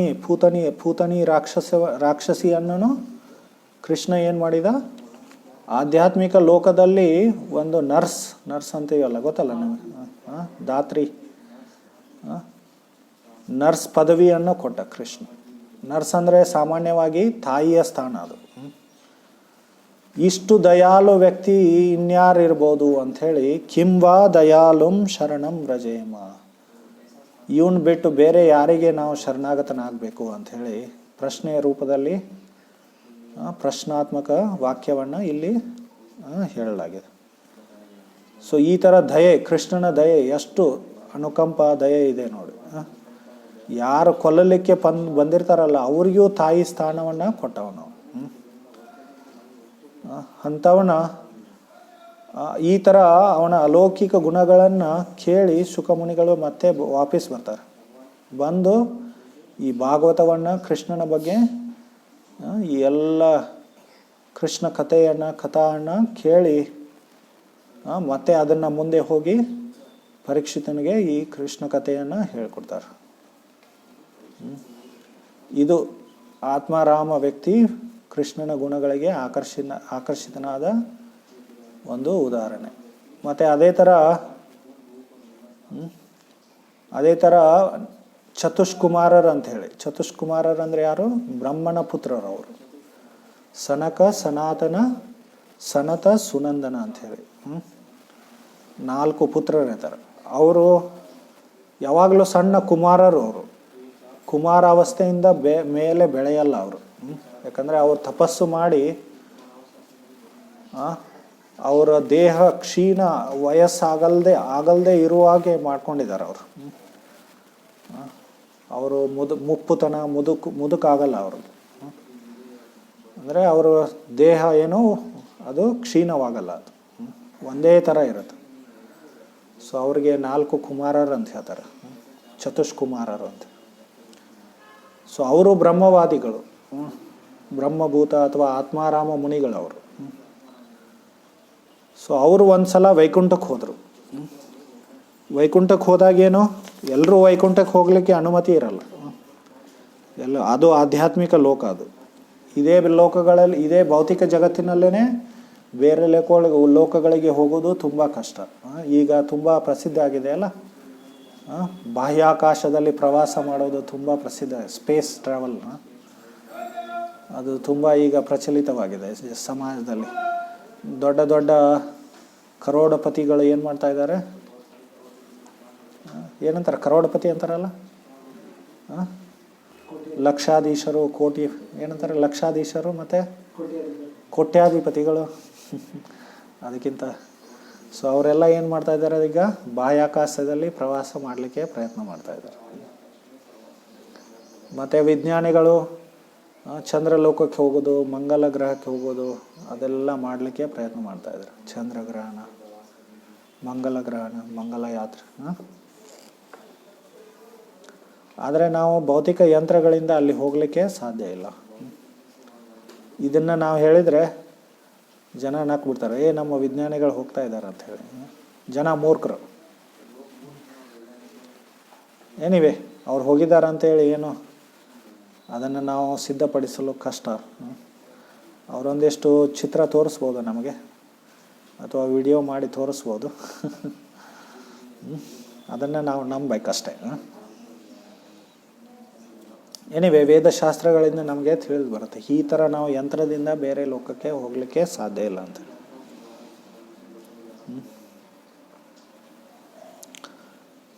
ಸೊ ಈ ಜಗತ್ತಿನಲ್ಲೇ ಬೇರೆ ಲೋಕಗಳಿಗೆ ಹೋಗೋದು ಕಷ್ಟ, ಬೇರೆ ಗ್ರಹಗಳಿಗೆ ಹೋಗೋದು ಕಷ್ಟ. ವೈಕುಂಠಕ್ಕೆ ಹೋಗೋದಂತೂ ತುಂಬ ಕಷ್ಟ. ಯಾರು ಭಗವದ್ ಭಕ್ತಿಯಲ್ಲಿ ಪರಿಪೂರ್ಣತೆಯನ್ನು ಪಡಿತಾರಲ್ಲ ಅವ್ರು ಅಷ್ಟೇ ಹೋಗ್ತಾರೆ. ಸೊ ಇವರು ಇನ್ನೂ ಭಗವದ್ ಭಕ್ತರು ಆಗಿರಲಿಲ್ಲ, ಆದರೂ ಅವರು ಏನು ಆತ್ಮ ಸಾಕ್ಷಾತ್ಕಾರವನ್ನು ಪಡೆದಿದ್ರು. ಅವರು ವೈಕುಂಠದ ದ್ವಾರದ ತನಕ ಹೋಗ್ತಾರೆ. 4 ಚತುಷ್ಕುಮಾರರು ಅಲ್ಲಿ ಹೋಗಿ ಏನಾಗತ್ತಂದ್ರೆ ಭಗವಂತನ ಚರಣಗಳಿಗೆ ಅರ್ಪಿಸಿದ ತುಳಸಿ ದಳ ಏನಿರುತ್ತಲ್ಲ ಅದರ ಸುಗಂಧವನ್ನು ಅವರನ್ನು ಅದನ್ನು ಸವಿದಾಗ ಏನಾಯಿತು, ಅವರಲ್ಲಿ ಅವರ ಹೃದಯದಲ್ಲಿ ಭಕ್ತಿ ಭಾವನೆ ಹುಟ್ಟಿದವರು, ಭಗವಂತನಿಗೆ ಆಕರ್ಷಿತರಾಗಿ ಭಗವಂತನ ಭಕ್ತಿಯಲ್ಲಿ ತೊಡಗ್ತಾರೆ. ಸೊ ಅದರ ಬಗ್ಗೆ ತುಂಬ ಸುಂದರವಾಗಿ 3ನೇ ಸ್ಕಂದದಲ್ಲಿ ವರ್ಣನೆ ಆಗುತ್ತೆ. ತಸ್ಯಾರವಿಂದ ನಯನಸ್ಯ ಪದಾರವಿಂದ ಕಿಂಜಲ್ಕ ಮಿಶ್ರ ತುಳಸಿ ಮಕರಂದ ವಾಯು ಅಂತರ್ಗತ ಸ್ವವರಣ ಚಕಾರ ತೇಷಾಂ ಸಂಕ್ಷೋಭಮಕ್ಷರಜುಷಾಮಪಿ ಚಿತ್ತ ತನ್ವೋ. ತೋ ಅಲ್ಲಿ ಏನು ವರ್ಣನೆ ಆಗಿದೆ, ಕಿಂಜಲ್ಕ ಮಿಶ್ರ ತುಳಸಿ ಮಕರಂದ ವಾಯು ಅಂದರೆ ಹವೆ, ಅಂದರೆ ಆ ಸುಗಂಧವನ್ನು ತಗೊಂಡು ಆ ಹವಾ ಅವರಿಗೆ ಬಂದು ತಾಕಿದಾಗ ಏನಾಯಿತು, ಅಂತರ್ಗತ ಸ್ವಭವರನೆ ಚಕಾರ ತೇಷಾಂ. ತೋ ಅವರ ಏನಾಯಿತು, ಅವರ ಮನಸ್ಸಿನಲ್ಲಿ ಬದಲಾವಣೆ ಆಯಿತು, ಮನಸ್ಸು ಮತ್ತು ದೇಹದಲ್ಲಿ ಬದಲಾವಣೆ ಆಯಿತು. ತೋ ಅಂಥೇಳಿ ಬದಲಾವಣೆ ಆಗಿ ಅವ್ರೇನು ಮಾಡಿದರು, ಭಗವಂತನ ಭಕ್ತಿಯಲ್ಲಿ ತೊಡಗಿದರು. ಈ ಥರ ಆತ್ಮಾರಾಮ ಪುರುಷರು ಭಗವಂತನಿಗೆ ಚರಣ ಕಮಲಗಳಿಗೆ ಆಕರ್ಷಿತರಾದರು ಅಂಥೇಳಿ ವರ್ಣನೆ ಆಗುತ್ತೆ. ಇವರೆಲ್ಲ ಆತ್ಮಾರಾಮ ಮುನಿಗಳು. ಮತ್ತು ನಿರ್ಗ್ರಂಥ ಅಂಥೇಳಿ ಶಬ್ದ ಇದೆಯಲ್ಲ, ಅದಕ್ಕೆ ತುಂಬ ಅರ್ಥಗಳಿದೆ. ಗ್ರಂಥ ಅಂದರೆ ಗಂಟು, ಒಂದು ಅರ್ಥ. ಬೇರೆ ಬೇರೆ ಗ್ರಂಥ ಅಂದರೆ ಈ ಗ್ರಂಥಕ್ಕೂ ಗ್ರಂಥ ಅಂತ ಹೇಳ್ತಾರೆ, ಪುಸ್ತಕಕ್ಕೂ ಗ್ರಂಥ ಅಂತ ಹೇಳ್ತಾರೆ, ಹೌದಲ್ಲ. ಅಂದರೆ ಗ್ರಂಥ ಅಂದರೆ ವಿಶೇಷ ಪುಸ್ತಕಗಳು, ಎಲ್ಲಿ ಧಾರ್ಮಿಕ ನಿಯಮಗಳು ವಿಧಿ ನಿಯಮಗಳನ್ನು ವರ್ಣನೆ ಮಾಡಿದೆಯಲ್ಲ, ಸೊ ಅವಕ್ಕೆ ಗ್ರಂಥ ಅಂತ ಹೇಳ್ತಾರೆ, ಅಂದರೆ ವೇದಶಾಸ್ತ್ರಗಳಿಗೆ. ಆದರೆ ಇನ್ನೊಂದು ಅರ್ಥ ಗ್ರಂಥ, ನಿರ್ಗ್ರಂಥ ಅಂದರೆ ಯಾರಂದರೆ ಯಾರು ಗ್ರಂಥಿ, ಅಂದರೆ ಗ್ರಂಥಿ ಅಂಥೇಳಿ ಒಂದು ಶಬ್ದ ಇದೆ. ಗ್ರಂಥಿ ಅಂದರೆ ಗಂಟು. ಅಂದರೆ ಇಲ್ಲಿ ಭೌತಿಕ ಜಗತ್ತಿನಲ್ಲಿ ಎಲ್ಲರ ಹೃದಯದಲ್ಲಿ ಗ್ರಂಥಿಗಳಿದೆ, ಗಂಟುಗಳಿವೆ. ಗಂಟುಗಳಂದ್ರೆ ಏನು, ನೀವು ಹಾರ್ಟ್ ಆಪ್ರೇಷನ್ ಮಾಡಿ ನೋಡಿದಾಗ ಗಂಟುಗಳು ಸಿಗುತ್ತಾ, ಆ ಥರ ಅಲ್ಲ. ಇದರ ಅರ್ಥ ಏನಂದರೆ ಈ ಭೌತಿಕ ಬಂಧನಕ್ಕೆ ಗ್ರಂಥಿ ಅಂತ ಹೇಳ್ತಾರೆ, ಭವಬಂಧನಕ್ಕೆ ಏನು ಗ್ರಂಥಿ ಅಂತ ಹೇಳ್ತಾರೆ. ಅಂದರೆ ಹಗ್ಗದಿಂದ ನಮ್ಮನ್ನು ಕಟ್ಟಿ ಹಾಕಲಾಗಿದೆ ಇಲ್ಲಿ ಭವಬಂಧನದಲ್ಲಿ. ಒಂದು 5ನೇ ಸ್ಕಂದದಲ್ಲಿ, ಭಾಗವತದ ಒಂದು 5ನೇ ಸ್ಕಂದದಲ್ಲಿ ಒಂದು ಶ್ಲೋಕ ಬರುತ್ತೆ. ಪುಂಸಾ ಸ್ತ್ರೀಯ ಮಿಥುನಿ ಭಾವಂ ತಯೋರಥೋ ಹೃದಯ ಗ್ರಂಥಿ ಮಾಹುಹು ಅತ ಗ್ರಹ ಕ್ಷೇತ್ರ ಸುತಾಪ್ತ ವಿತ್ತೈರ್ ಜನಸ್ಯ ಮೋಹೋಯಂ ಅಹಂ ಮಮೇತಿ ಅಂತ ಹೇಳಿ. ಅದರ ಅರ್ಥ ಏನು, ಈ ಭೌತಿಕ ಜಗತ್ತಿನಲ್ಲಿ ಎಲ್ಲರಲ್ಲೂ ಸ್ತ್ರೀ ಪುರುಷರ ನಡುವೆ ಆಕರ್ಷಣೆ ಇರುತ್ತೆ. ಪುಂಸಾ ಸ್ತ್ರೀಯ ಮಿಥುನಿ ಭಾವಂ ಅಂದರೆ ವಿಶೇಷವಾಗಿ ಮೈಥುನ ಆಕರ್ಷಣೆಗೆ ಮಿಥುನಿ ಭಾವಂ ಅಂತ ಹೇಳಿದೆ. ಸೊ ಅದು ಅದಕ್ಕೆ ಒಂದು ಗಂಟು ಅಂತ ಹೇಳ್ತಾರೆ. ಅದು ಮುಕ್ತ ಪುರುಷರು ಯಾರು, ಈ ಗಂಟನಿಂದ ಏನು ಯಾರು ತಮ್ಮನ್ನು ಬಿಡಿಸ್ಕೊಂಡ್ಬಿಟ್ಟಿದಾರಲ್ಲ ಅವ್ರಿಗೆ ಮುಕ್ತ ಪುರುಷರು. ಆ ಗಂಟು ಯಾವುದದು, ಸ್ತ್ರೀ ಪುರುಷರ ನಡುವೆ ಆಕರ್ಷಣೆ, ವಿಶೇಷವಾಗಿ ಮೈಥುನ ಆಕರ್ಷಣೆ, ಅದು ಒಂದು ಗಂಟು. ಅದು ಆ ಗಂಟು ಮೇಲೆ ಈಗ ಇಲ್ಲಿ ಎರಡು ಹಗ್ಗಗಳಿದೆ ಹೌದಲ್ಲ, ಏನು ಮಾಡ್ತೀವಿ ನಾವು, ಇದನ್ನು ನಾವು ಇಲ್ಲಿ ಗಂಟು ಹಾಕ್ತೀವಿ ಹೌದಾ, ಒಂದು ಗಂಟು ಇದು. ಈ ಗಂಟು ಏನಿದು, ಇದು ಮೈಥುನ ಆಕರ್ಷಣೆ. ಇದು ಆವಾಗ ಸ್ತ್ರೀ ಪುರುಷರು ಒಂದಾದಾಗ ಮದುವೆಯ ಮೂಲಕ ಒಂದಾಗ್ತಿದ್ರು. ಈಗಿನ ಕಾಲದಲ್ಲಿ ಮದುವೆ ಇಲ್ಲದೇ ಒಂದಾಗ್ಬೋದು. ಯಾಕಂದರೆ ನಾವು ತುಂಬ ಪ್ರಗತಿ ಮಾಡಿಬಿಟ್ಟಿದ್ದೀವಿ ಈಗ. ಸೊ ಆವಾಗ ಸ್ತ್ರೀ ಪುರುಷರು ಕೂಡಿ ಬಂದಾಗ ಏನಾಗುತ್ತೆ, ಏನು ಬೇಕಾಗತ್ತೆ, ಅಥ ಗ್ರಹ ಕ್ಷೇತ್ರ ಸುತಾಪ್ತ ವಿತ್ತೈರ್ ಜನಸ್ಯ ಮೋಹೋಯಂ ಮಹಂ ಮಮೈತಿ. ಒಂದು ಮನೆ ಬೇಕಾಗತ್ತೆ ಹೌದಲ್ಲ. ಒಬ್ಬ ವ್ಯಕ್ತಿ ಒಬ್ಬನೇ ಇದ್ದಾಗ ಅವನಿಗೆ ಅವಶ್ಯಕತೆ ಏನು ಅಂತ, ತುಂಬ ಕಡಿಮೆ ಅವಶ್ಯಕತೆ. ಒಂದೊಂದು ಸಲ ಹೇಳ್ತಾರಲ್ಲ, ಏನು 3 ಅಡಿ 6 ಅಡಿ 6 ಅಡಿ 3 ಅಡಿ ಸ್ವಲ್ಪ ಜಾಗ ಸಿಕ್ಕರೆ ಸಾಕು ಅಂತೇಳಿ. ಸೊ ಒಬ್ಬ ವ್ಯಕ್ತಿಯ ಅವಶ್ಯಕತೆ ಅಷ್ಟೇ. ಆದರೆ ಒಬ್ಬ ಸ್ತ್ರೀ ಪುರುಷ ಕೂಡಿ ಬಂದಾಗ ಏನಾಗ್ಬಿಡುತ್ತೆ, ಮನೆ ಬೇಕಾಗತ್ತೆ. ಗ್ರಹ ಕ್ಷೇತ್ರ ಅಂದರೆ ಮೊದಲಿನ ಕಾಲದಲ್ಲಿ ಭೂಮಿ ಮೇಲೆ ಜನ ಏನು ಮಾಡ್ತಾಯಿದ್ರು, ಜೀವನ ಮಾಡ್ತಾಯಿದ್ರು. ಈಗಿನ ಕಾಲದಲ್ಲಿ ಒಂದು ಉದ್ಯೋಗ ಅಥವಾ ಬಿಸ್ನೆಸ್ಸು ಅಥವಾ ಜಾಬು, ಫ್ಯಾಕ್ಟ್ರಿನಲ್ಲಿ ಕೆಲಸ, ಅದಕ್ಕೆ ಕ್ಷೇತ್ರ ಅಂತ ಹೇಳ್ತಾರೆ ಹೌದಲ್ಲ. ಮನೆ ನಡೆಸ್ಬೇಕಂದ್ರೆ ಬೇಕಾಗತ್ತೆ. ಸೊ ಅದು ಒಂದು 3ನೇ ಗಂಟು. ಅದು ಮೊದಲನೇ ಗಂಟು ಯಾವುದು, ಮನೆ. ಮೊದಲನೇ ಗಂಟು ಅದು ಆಕರ್ಷಣೆ. ಆಮೇಲೆ 2ನೇದು ಮನೆ ಗಂಟು. ಅದಾದ ನಂತರ ಇನ್ನೊಂದು ಗಂಟೆ ಏನು, ಉದ್ಯೋಗ ಅಥವಾ ಭೂಮಿ ಮೇಲೆ ಕೃಷಿ ಮಾಡೋದು. ಅಥವಾ ಗ್ರಹ ಕ್ಷೇತ್ರ ಸುತ, ಆಮೇಲೆ ಮಕ್ಕಳಾಗ್ತಾರೆ, ಅದೊಂದು ಗಂಟು. ಆಪ್ತ ರಿಲೇಟಿವ್ಸ್ ಅಂದರೆ ಆ ಸ್ತ್ರೀಯ ಸಂಬಂಧಿಕರು ಇರ್ತಾರೆ ಮತ್ತು ಪುರುಷನ ಸಂಬಂಧಿಕರು ಇರ್ತಾರೆ. ಇಬ್ಬರು ಕೂಡಿದಾಗ ಎಲ್ಲ ನಮ್ಮ ಕ್ಷೇತ್ರ ವಿಸ್ತಾರ ಆಗಿಬಿಡುತ್ತೆ. ಅದೊಂದು ಗಂಟು. ಇದನ್ನೆಲ್ಲ ನಡೆಸಲಿಕ್ಕೆ ಏನು ಬೇಕಾಗುತ್ತೆ, ದುಡ್ಡು ಬೇಕಾಗುತ್ತೆ, ವಿತ್ತ. ಅಥವಾ ಗ್ರಹ ಕ್ಷೇತ್ರ ಸುತಾಪ್ತ ವಿತ್ತ. ಈ ಥರ ಒಂದು ಗಂಟು ಆದ ನಂತರ ಇನ್ನೊಂದು ಗಂಟು ನಾವು ಹೆಚ್ಚಿಗೆ ಮಾಡ್ತಾ ಹೋಗ್ತೀವಿ. ನಾವು ಆತ್ಮ ಸಾಕ್ಷಾತ್ಕಾರ ಅಥವಾ ಮುಕ್ತಿ ಅಂದ್ರೆ ಏನು, ಈ ಗಂಟುಗಳನ್ನು ಬಿಡಿಸ್ತಾ ಹೋಗೋದು. ಅದು ನಿರ್ಗ್ರಂಥ ಅಂಥೇಳಿ ಈ ಶಬ್ದ ಇಲ್ಲಿ ಬಂದಿದೆ ಅಲ್ಲ, ಯಾರು ಈ ಗಂಟುಗಳನ್ನು ಬಿಡಿಸ್ಕೊಂಡಿದ್ದಾರೆ ಈ ಗಂಟುಗಳಿಂದ, ಅವರಿಗೆ ನಿರ್ಗ್ರಂಥ ಅಂತ ಹೇಳ್ತಾರೆ.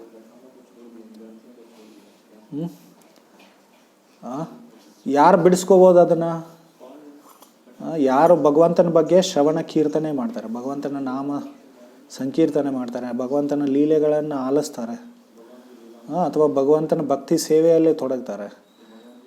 ಇದು ಮೊದಲನೇ ಸ್ಕಂದದಲ್ಲಿ ಇನ್ನೊಂದು ಶ್ಲೋಕದಲ್ಲಿ ವರ್ಣನೆ ಆಗುತ್ತೆ. ಷಣ್ವತಾಂ ಸುಖತಾಂ ಕೃಷ್ಣ ಪುಣ್ಯ ಶ್ರವಣ ಕೀರ್ತನ ಹೃದಯಂತಸ್ತೋಹಿ ಅಭದ್ರಾಣಿ ವಿದುನೋತಿ ಸುಹೃತ್ಸತಾಂ ನಷ್ಟಪ್ರಾಯೇಷು ಅಭದ್ರೇಷು ನಿತ್ಯಂ ಭಾಗವತ ಸೇವಯ ಭಗವತೀರುತ್ತಮ ಶ್ಲೋಕೆ ಭಕ್ತಿರ್ಭವತಿ ನೈಷ್ಟಕಿ ಭಿದ್ಯತೆ ಹೃದಯ ಗ್ರಂಥಿ ಛಿದ್ಯಂತೆ ಸರ್ವ ಸಂಶಯ ಕ್ಷೀಯಂತೆ ಸರ್ವ ಕರ್ಮಾಣಿ ಅಂಥೇಳಿ ಮೊದಲನೇ ಶ್ಲೋಕದಲ್ಲಿ, ಮೊದಲನೇ ಸ್ಕಂದದಲ್ಲಿ 2ನೇ ಅಧ್ಯಾಯದಲ್ಲಿ ವರ್ಣನೆ ಆಗಿದೆ. ಯಾರು ಭಗವಂತನ ಸ್ಮರಣೆ, ಶ್ರವಣ ಕೀರ್ತನೆ, ಭಕ್ತಿ ಸೇವೆಯಲ್ಲಿ ತೊಡಗಿ ಅವರ ಹೃದಯದಲ್ಲಿ ಎಲ್ಲ ಕಲ್ಮಶಗಳನ್ನು ಏನು ಮಾಡ್ತಾರೆ,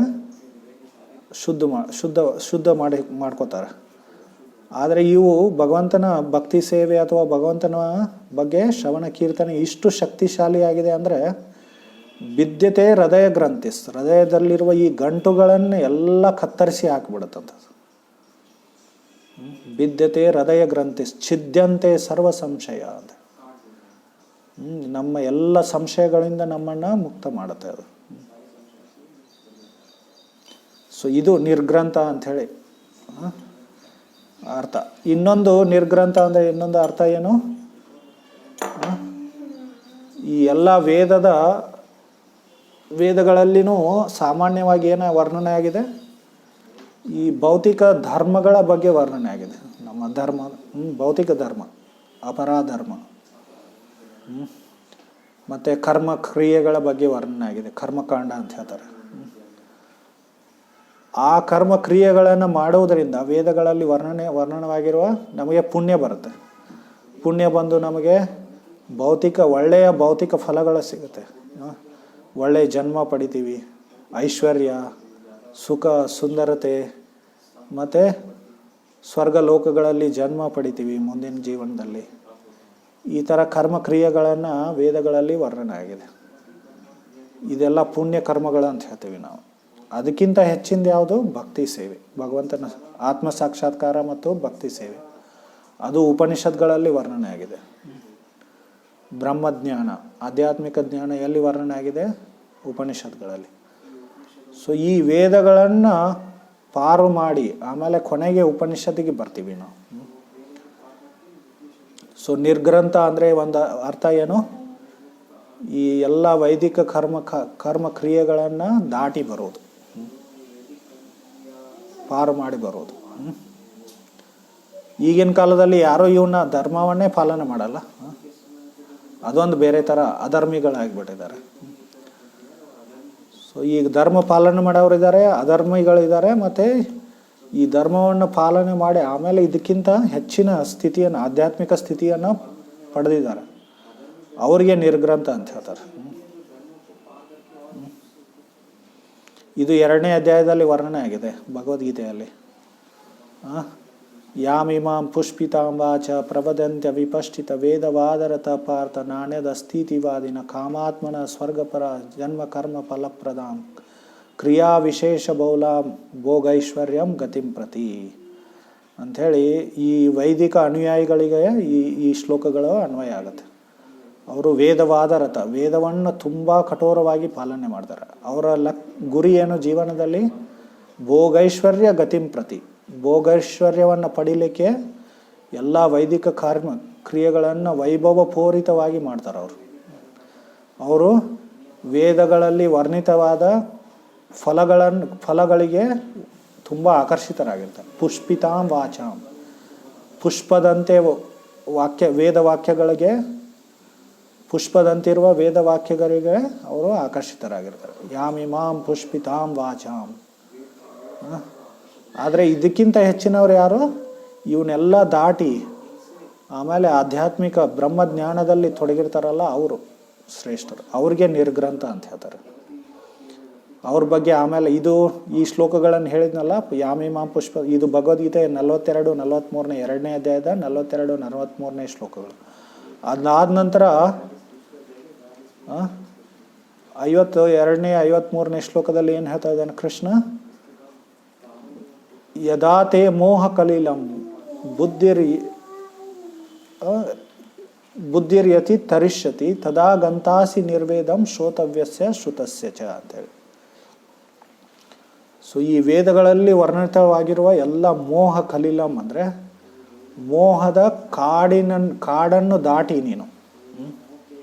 ವೇದಗಳಲ್ಲಿನೂ ಬರೀ ಮೋಹ ಮಾಯನೇ ಇದೆ ಸಾಮಾನ್ಯವಾಗಿ. ಆದಷ್ಟು ವೇದಗಳ ಕೊನೆಯ ಭಾಗ ಯಾವುದು? ಉಪನಿಷತ್ಗಳು. ಅದರಲ್ಲಿ ಬ್ರಹ್ಮಜ್ಞಾನ ಇದೆ, ಆಧ್ಯಾತ್ಮಿಕ ಜ್ಞಾನ ಇದೆ. ಸೊ ಈ ವೇದಗಳ ಮೋಹಯುತ ಕಾಡುಗಳನ್ನು ದಾಟಿ ಯಾರು ಈ ಎಲ್ಲ ವೇದಗಳಿಂದ ಮುಕ್ತರಾಗಿರ್ತಾರಲ್ಲ, ಅವ್ರಿಗೆ ನಿರ್ಗ್ರಂಥ ಅಂತ ಹೇಳ್ತಾರೆ. ಸೊ ನಿರ್ಗ್ರಂಥ ಅಪ್ಯುರುಕ್ರಮೆ. ಸೊ ಅವ್ರು ಏನು ಮಾಡ್ತಾರೆ? ಆತ್ಮಾರಾಮರು, ಮುನಿಗಳು, ನಿರ್ಗ್ರಂಥರು ಅವರೆಲ್ಲರೂ ಏನು ಮಾಡ್ತಾರೆ? ಕುರುವಂತಿ ಅಹೈತು ಕಿಂ ಭಕ್ತಿಂ ಅಂತ. ಉರುಕ್ರಮೆ ಅಂದರೆ ಯಾರು? ಉರುಕ್ರಮ ಅಂದರೆ ಯಾರು? ಕ್ರಮ ಅಂದರೆ ಹೆಜ್ಜೆ ಇಡೋರು. ಉರು ಅಂದರೆ ಅತಿ ಅಸಾಮಾನ್ಯ ಅಥವಾ ಅತಿ ಮಾನವೀಯ ಹೆಜ್ಜೆಗಳನ್ನು ಇಡುವವರು. ನೀವು ಪೌರಾಣಿಕ ಭಗವಂತನ ಅವತಾರಗಳಲ್ಲಿ ಯಾರು ಈ ಥರ ಮಾಡಿದ್ರು ಗೊತ್ತಲ್ಲ? ವಾಮನ ದೇವ ಏನು ಮಾಡಿದ? ಭಗವಂತ ವಾಮನ ಅವತಾರ ಬಂದಾಗ ತನ್ನ ಹೆಜ್ಜೆಗಳನ್ನು ವಿಸ್ತಾರ ಮಾಡಿ ಈ ಪೂರ ಬ್ರಹ್ಮಾಂಡವನ್ನೇ ಆವರಣ ಮಾಡಿದ, ಬರೀ 2 ಹೆಜ್ಜೆಗಳಿಂದ. ಅದಕ್ಕೆ ಅವನಿಗೆ ತ್ರಿವಿಕ್ರಮನು ಅಂತ ಹೇಳ್ತಾರೆ. ತ್ರಿವಿಕ್ರಮ ಅಂದರೆ 3 ಹೆಜ್ಜೆಗಳಿಂದ ಎಲ್ಲವನ್ನ ಆವರಿಸಿದವನು, ಅವನಿಗೆ ತ್ರಿವಿಕ್ರಮ ಅಂತ ಹೇಳ್ತಾರೆ. ಉರುಕ್ರಮ ಅಂದರೆ ವಿಶೇಷವಾಗಿ ಸಾಮಾನ್ಯವಾಗಿ ಅರ್ಥ ಏನು? ಉರುಕ್ರಮ ಅಂದರೆ ಅತಿ ಸಾಮಾನ್ಯ ಅಸಾಮಾನ್ಯ ಕಾರ್ಯಗಳನ್ನು ಮಾಡುವವರಿಗೆ ಉರುಕ್ರಮ ಅಂತ ಹೇಳ್ತಾರೆ. ಭಗವಂತನ ಎಲ್ಲ ಲೀಲೆಗಳೇನು ಅಸಾಮಾನ್ಯವಾದದ್ದು, ಸಾಮಾನ್ಯ ವ್ಯಕ್ತಿಗಳು ಮಾಡಲಿಕ್ಕೆ ಸಾಧ್ಯ ಇಲ್ಲ.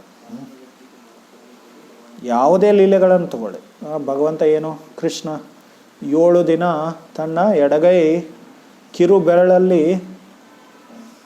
ಏನು ಮಾಡಿದ, ಈ ಗೋವರ್ಧನ ಗಿರಿಯನ್ನು ಎತ್ತಿ ಹಿಡಿದ. ಇದು ಅಸಾಮಾನ್ಯ ಕೆಲಸ ಇದು. ಅದಕ್ಕೋಸ್ಕರ ಅವನ ಹೆಸರೇನು ಉರುಕ್ರಮ ಅಂತ ಹೇಳಿ.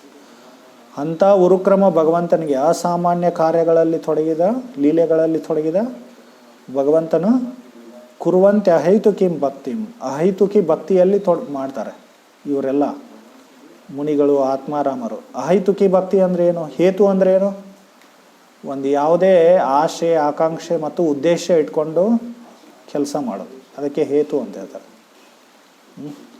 ಈಗ ದೇವಸ್ಥಾನಗಳಿಗೆ ಹೋದಾಗ ದೇವ್ರ ಮುಂದೆ ಏನು ಮಾಡ್ತೀವಿ ನಾವು, ಎಷ್ಟೆಲ್ಲ ನಮ್ಮ ದೊಡ್ಡ ಲಿಸ್ಟನ್ನೇ ನಾವು ಪ್ರೆಸೆಂಟ್ ಮಾಡ್ತೀವಿ. ಹೌದಲ್ಲ, ಇದನ್ನು ಕೊಡಿ, ಇದನ್ನು ಕೊಡಿ, ಇದನ್ನು ಮಾಡಿ ಅಂಥೇಳಿ. ಆದರೆ ಅಹೈತುಕಿ ಭಕ್ತಿ ಅಂದರೆ ಯಾವುದೇ ಹೇತು ಇಲ್ಲದೆ ಶುದ್ಧ ಭಕ್ತಿ. ಒಂಥರ ವ್ಯಾಪಾರ ಅಲ್ಲ, ನಾನು ಇಷ್ಟು ದೇಣಿಗೆ ಕೊಡ್ತೀನಿ ಅಥವಾ ಇಷ್ಟು ಏನು ತೆಂಗಿನಕಾಯಿ ಹೊಡಿತೀನಿ ಅಂಥೇಳಿ, ಕಾಯಿ ಹೊಡಿತೀನಿ ಅಂಥೇಳಿ, ಅಥವಾ ಈ ಥರ ವ್ರತ ಮಾಡ್ತೀನಿ, ಅದನ್ನು ಮಾಡ್ತೀನಿ, ನನಗೆ ಇದನ್ನು ಕೊಡಿ ಅಂಥೇಳಿ ಒಂಥರ ವ್ಯಾಪಾರ ಮಾಡೋದು. ಅದಕ್ಕೆ ಅಹೈತುಕಿ ಭಕ್ತಿ ಶುದ್ಧ ಭಕ್ತಿ ಅನ್ನಲ್ಲ. ಅದಕ್ಕೆ ಅಹೈತುಕಿ ಮತ್ತು ಶುದ್ಧ ಭಕ್ತಿ ಅಂದರೆ ಏನು, ಯಾವುದೇ ಆಸೆ ಆಕಾಂಕ್ಷೆ ಇಲ್ಲದೆ, ಯಾವುದೇ ಉದ್ದೇಶ ಇಲ್ಲದೆ ಬರೀ ಪ್ರೀತಿಯಿಂದ ಮಾಡೋದು. ಭಗವಂತ ನನ್ನ ಸ್ವಾಮಿ, ನಾನು ಅವನ ನಿತ್ಯ ದಾಸ, ನಿತ್ಯ ಕಿಂಕರ ಅಂಥೇಳಿ. ನನ್ನ ಜೀವನದ, ನನ್ನ ಅಸ್ತಿತ್ವದ ಉದ್ದೇಶನೇ ಏನೋ ಅವನ ಸೇವೆಯಲ್ಲಿ ತೊಡಗೋದು, ಆ ಥರ ಭಕ್ತಿಗೆ. ಸೊ ಈ ಅಹೈತುಕಿ ಭಕ್ತಿಗೆ ಬೇರೆ ಬೇರೆ ಶಬ್ದಗಳನ್ನು ಶಾಸ್ತ್ರದಲ್ಲಿ ವರ್ಣನೆ ಆಗಿದೆ. ಭಗವದ್ಗೀತೆ, ಭಾಗವತದಲ್ಲಿ ಉತ್ತಮ ಭಕ್ತಿ, ಶುದ್ಧ ಭಕ್ತಿ, ಅನನ್ಯ ಭಕ್ತಿ, ಕೇವಲ ಭಕ್ತಿ, ಅವ್ಯಭಿಚಾರಿಣಿ ಭಕ್ತಿ ಅಂಥೇಳಿ ಬೇರೆ ಬೇರೆ ಶಬ್ದಗಳಿಂದ ಇದನ್ನು ವರ್ಣನೆ ಮಾಡಿದೆ. ಸೊ ಅದಕ್ಕೆ ಅಹೈತುಕಿ ಭಕ್ತಿ ಅಂತ ಹೇಳ್ತಾರೆ. ರೂಪ ಗೋಸ್ವಾಮಿಗಳ ಇದನ್ನು ಭಕ್ತಿ ರಸಾಮೃತ ಸಿಂಧುದಲ್ಲಿ ವರ್ಣನೆ ಮಾಡಿದರು. ಅನ್ಯಾಭಿಲಾಷಿತ ಶೂನ್ಯಂ ಜ್ಞಾನ ಕರ್ಮಾದ್ಯನಾವೃತಂ ಆನುಕೂಲ್ಯೇನ ಕೃಷ್ಣನು ಶೀಲನಂ ಭಕ್ತಿರುತ್ತಮ ಅಂತ. ಯಾವುದೇ ಅನ್ಯ ಅಭಿಲಾಷೆ ಇಲ್ಲದ್ದು, ಆಶೆ ಆಕಾಂಕ್ಷೆ ಅಭಿಲಾಷೆ ಇಲ್ಲದ್ದು, ಶೂನ್ಯಂ, ಎಲ್ಲ ಅಭಿಲಾಷೆ, ಭೌತಿಕ ಅಭಿಲಾಷೆಗಳನ್ನು ಶೂನ್ಯ ಮಾಡೋದು, ಬರೀ ಭಗವಂತನ ಸೇವೆ ಮಾಡೋ ಅಭಿಲಾಷೆ ಇಟ್ಕೊಳ್ಳೋದು. ಯಾವುದೇ ಕರ್ಮ ಜ್ಞಾನಗಳ ಮಿಶ್ರಿತವಿಲ್ಲದೆ, ಅಂದರೆ ಕರ್ಮಜ್ಞಾನ ಅಂದರೆ ಏನು, ಬೇರೆ ಬೇರೆ ನಾನು ಒಳ್ಳೆಯ ಸ್ಥಿತಿಯಲ್ಲಿದ್ದರೆ ನಾನು ಭಗವಂತನ ಸೇವೆ ಮಾಡ್ತೀನಿ ಅಂಥ ಭಾವನೆ ಇರೋದು. ಮತ್ತು ಅನುಕೂಲ ಭಾವದಿಂದ ಭಗವಂತನ ಸೇವೆಯಲ್ಲಿ ತೊಡಗು, ಅದಕ್ಕೆ ಉತ್ತಮ ಭಕ್ತಿ ಅಂತ ಹೇಳ್ತಾರೆ. ಅನುಕೂಲ ಭಾವ ಅಂದ್ರೇನು, ಭಗವಂತನ ಸ್ಮರಣೆ, ಇವೆಲ್ಲ ಶ್ರವಣ ಕೀರ್ತನ ಸ್ಮರಣೆ, ಪಾದ ಸೇವನೆ, ಅರ್ಚನೆ, ಇವೆಲ್ಲ ಏನು ಭಕ್ತಿ ಸೇವೆಯಲ್ಲಿ ಬರುತ್ತೆ, ಭಕ್ತಿಯಲ್ಲಿ ಬರುತ್ತೆ. ಸೊ ಅವನ್ನ ಅನುಕೂಲ ಭಾವ ಇಲ್ಲದೆ ಮಾಡಿದ್ರೂ ಅದು ಭಕ್ತಿ ಆಗಲ್ಲ. ಈಗ ಕಂಸ ಯಾವಾಗಲೂ ಕೃಷ್ಣನನ್ನೇ ಸ್ಮರಣೆ ಮಾಡ್ತಾ ಇದ್ದ, ಆದರೆ ಅವನ ಭಕ್ತಿ ಅಲ್ಲ, ಅವನ ಶತ್ರು ಭಾವದಿಂದ ಏನು ಮಾಡ್ತಾ ಇದ್ದ, ಸ್ಮರಣೆ ಮಾಡ್ತಾ ಇದ್ದ. ಅದಕ್ಕೆ ಭಕ್ತಿ ಅನ್ನಲ್ಲ. ಅನುಕೂಲ ಭಾವ ಅಂದ್ರೆ ಏನು, ಭಗವಂತನ ಅನುಕೂಲ ಭಾವದಿಂದ ಕೃಷ್ಣನನ್ನು ಸ್ಮರಣೆ, ಶತ್ರು ಭಾವದಿಂದ ಅಲ್ಲ. ಸೊ ಈ ಥರ,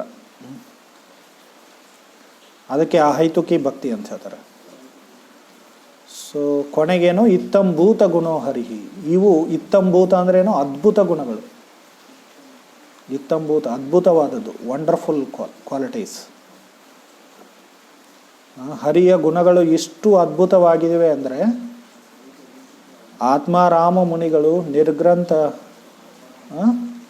ಆತ್ಮ ಸಾಕ್ಷಾತ್ಕಾರ ಮುನಿಗಳು ಅವನಿಗೆ ಆಕರ್ಷಿತನಾಗಿ ಅವನ ಶುದ್ಧ ಭಕ್ತಿಯಲ್ಲಿ ತೊಡಗ್ತಾರೆ ಅಂಥೇಳಿ ಇದು ಈ ಶ್ಲೋಕದ ಅರ್ಥ. ಸೊ ಇದರ ಬಗ್ಗೆ ತುಂಬ ಚರ್ಚೆ ಮಾಡ್ಬೋದು, ಮತ್ತೆ ಯಾವಾಗಾದರೂ ಇದನ್ನು ನಾವು ಚರ್ಚೆ ಮಾಡೋಣ. ಇವತ್ತು ಇಲ್ಲಿಗೆ ನಿಲ್ಲಿಸೋಣ. ಹರೇ ಕೃಷ್ಣ ಕೃಷ್ಣ ಕೃಷ್ಣ ಹರೇ ಹರೇ, ಹರೇ ರಾಮ ರಾಮ ರಾಮ ಹರೇ ಹರೇ. ಇನ್ನೊಂದು ಉದಾಹರಣೆ ಇದೆ ನಿರ್ಗ್ರಂಥ ಶಬ್ದಕ್ಕೆ. ಒಬ್ಬರು ಮಾಧವೇಂದ್ರ ಪುರಿ ಅಂಥೇಳಿ ನಮ್ಮ ಸಂಪ್ರದಾಯ ಗೌಡಿಯ ಸಂಪ್ರದಾಯದಲ್ಲಿ ಅವರು ದೊಡ್ಡ ಆಚಾರ್ಯರವರು. ಚೈತನ್ಯ ಮಹಾಪ್ರಭುಗಳ ಪರಂ ಗುರು ಅವರು. ಚೈತನ್ಯ ಮಹಾಪ್ರಭುಗಳ ಗುರು ಈಶ್ವರಪುರಿಯ ಗುರುಗಳು ಮಾಧವೇಂದ್ರ ಪುರಿ ಅಂತ ಅಥವಾ ಮಾಧವಪುರಿ ಅಂತ ಹೇಳ್ತಾರೆ. ಸೊ ಅವ್ರ ಭಕ್ತಿ ಬಗ್ಗೆ ವರ್ಣನೆ ಆಗಿದೆ.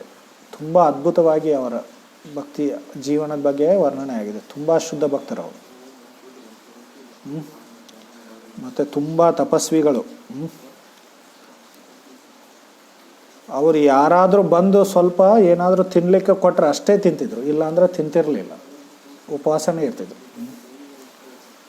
ಸೊ ಯಾವಾಗಲೂ ಕೃಷ್ಣನ ಸ್ಮರಣೆಯಲ್ಲಿ ತೊಡಗಿರ್ತಾ ಇದ್ದರು, ಕೃಷ್ಣನ ಸೇವೆಯಲ್ಲಿ ಮತ್ತು ಕೃಷ್ಣನ ಸ್ಮರಣೆಯಲ್ಲಿ. ಸೊ ಅವ್ರ ಬಗ್ಗೆ ವರ್ಣನೆ ಆಗಿದೆ. ಅವರು ಒಂದು ಪ್ರಾರ್ಥನೆ ಮಾಡ್ತಾರೆ ಭಗವಂತನಿಗೆ. ಏನು ಪ್ರಾರ್ಥನೆ ಮಾಡ್ತಾರೆ ಅಂದರೆ,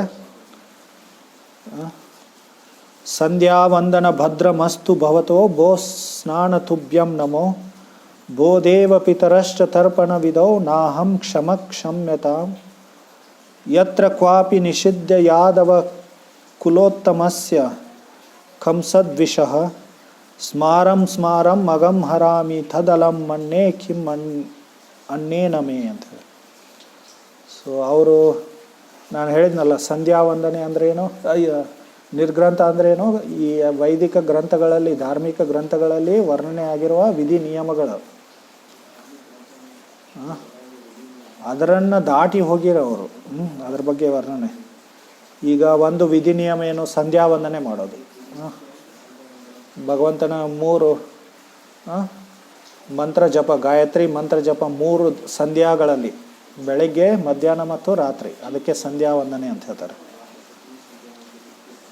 ಸೊ ಸಂಧ್ಯಾ ವಂದನೆ ಭದ್ರಮಸ್ತು ಭವತು. ಅವ್ರೇನು ಹೇಳ್ತಾ ಇದ್ದಾರೆ, ನಿನಗೆ ಜಯವಾಗಲಿ ಈ ಸಂಧ್ಯಾ ವಂದನಕ್ಕೆ. ಭವತೋ ಭೋ ಸ್ನಾನ ತುಭ್ಯಂ ನಮೋ. ಈ ಸಂಧ್ಯಾ ವಂದನೆ ಮಾಡುವಾಗ ಸ್ನಾನ ಮಾಡಬೇಕಾಗುತ್ತೆ, 3 ಸಲ ಸ್ನಾನ ಮಾಡಬೇಕಾಗುತ್ತೆ.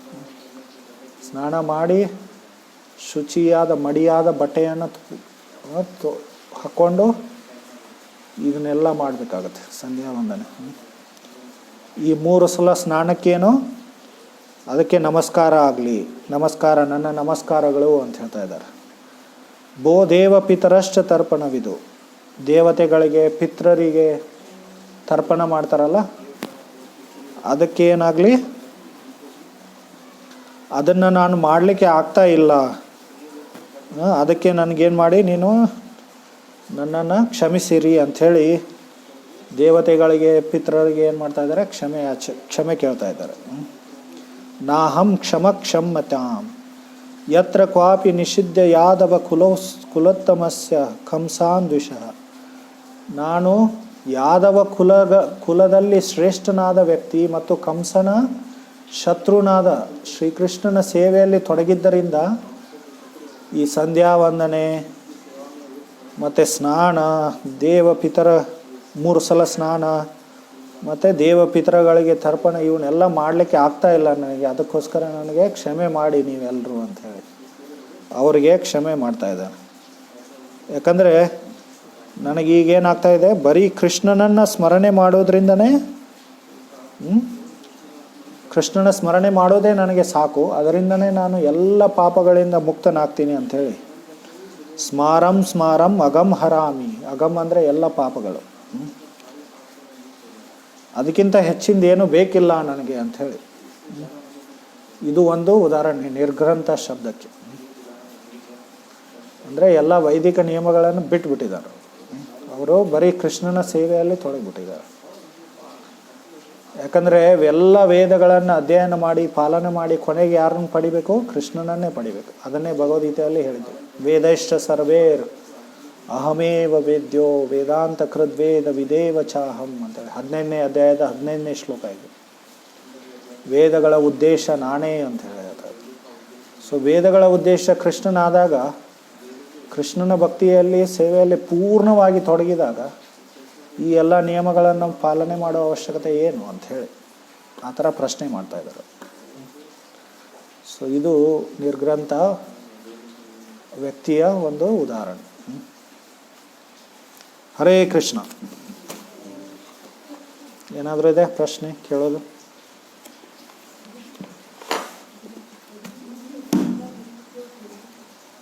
पीछे से कुछ प्रश्न है?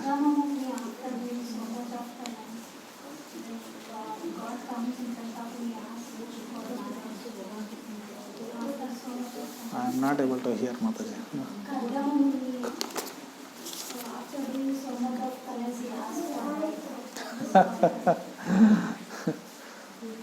Why like that? Why he is asking?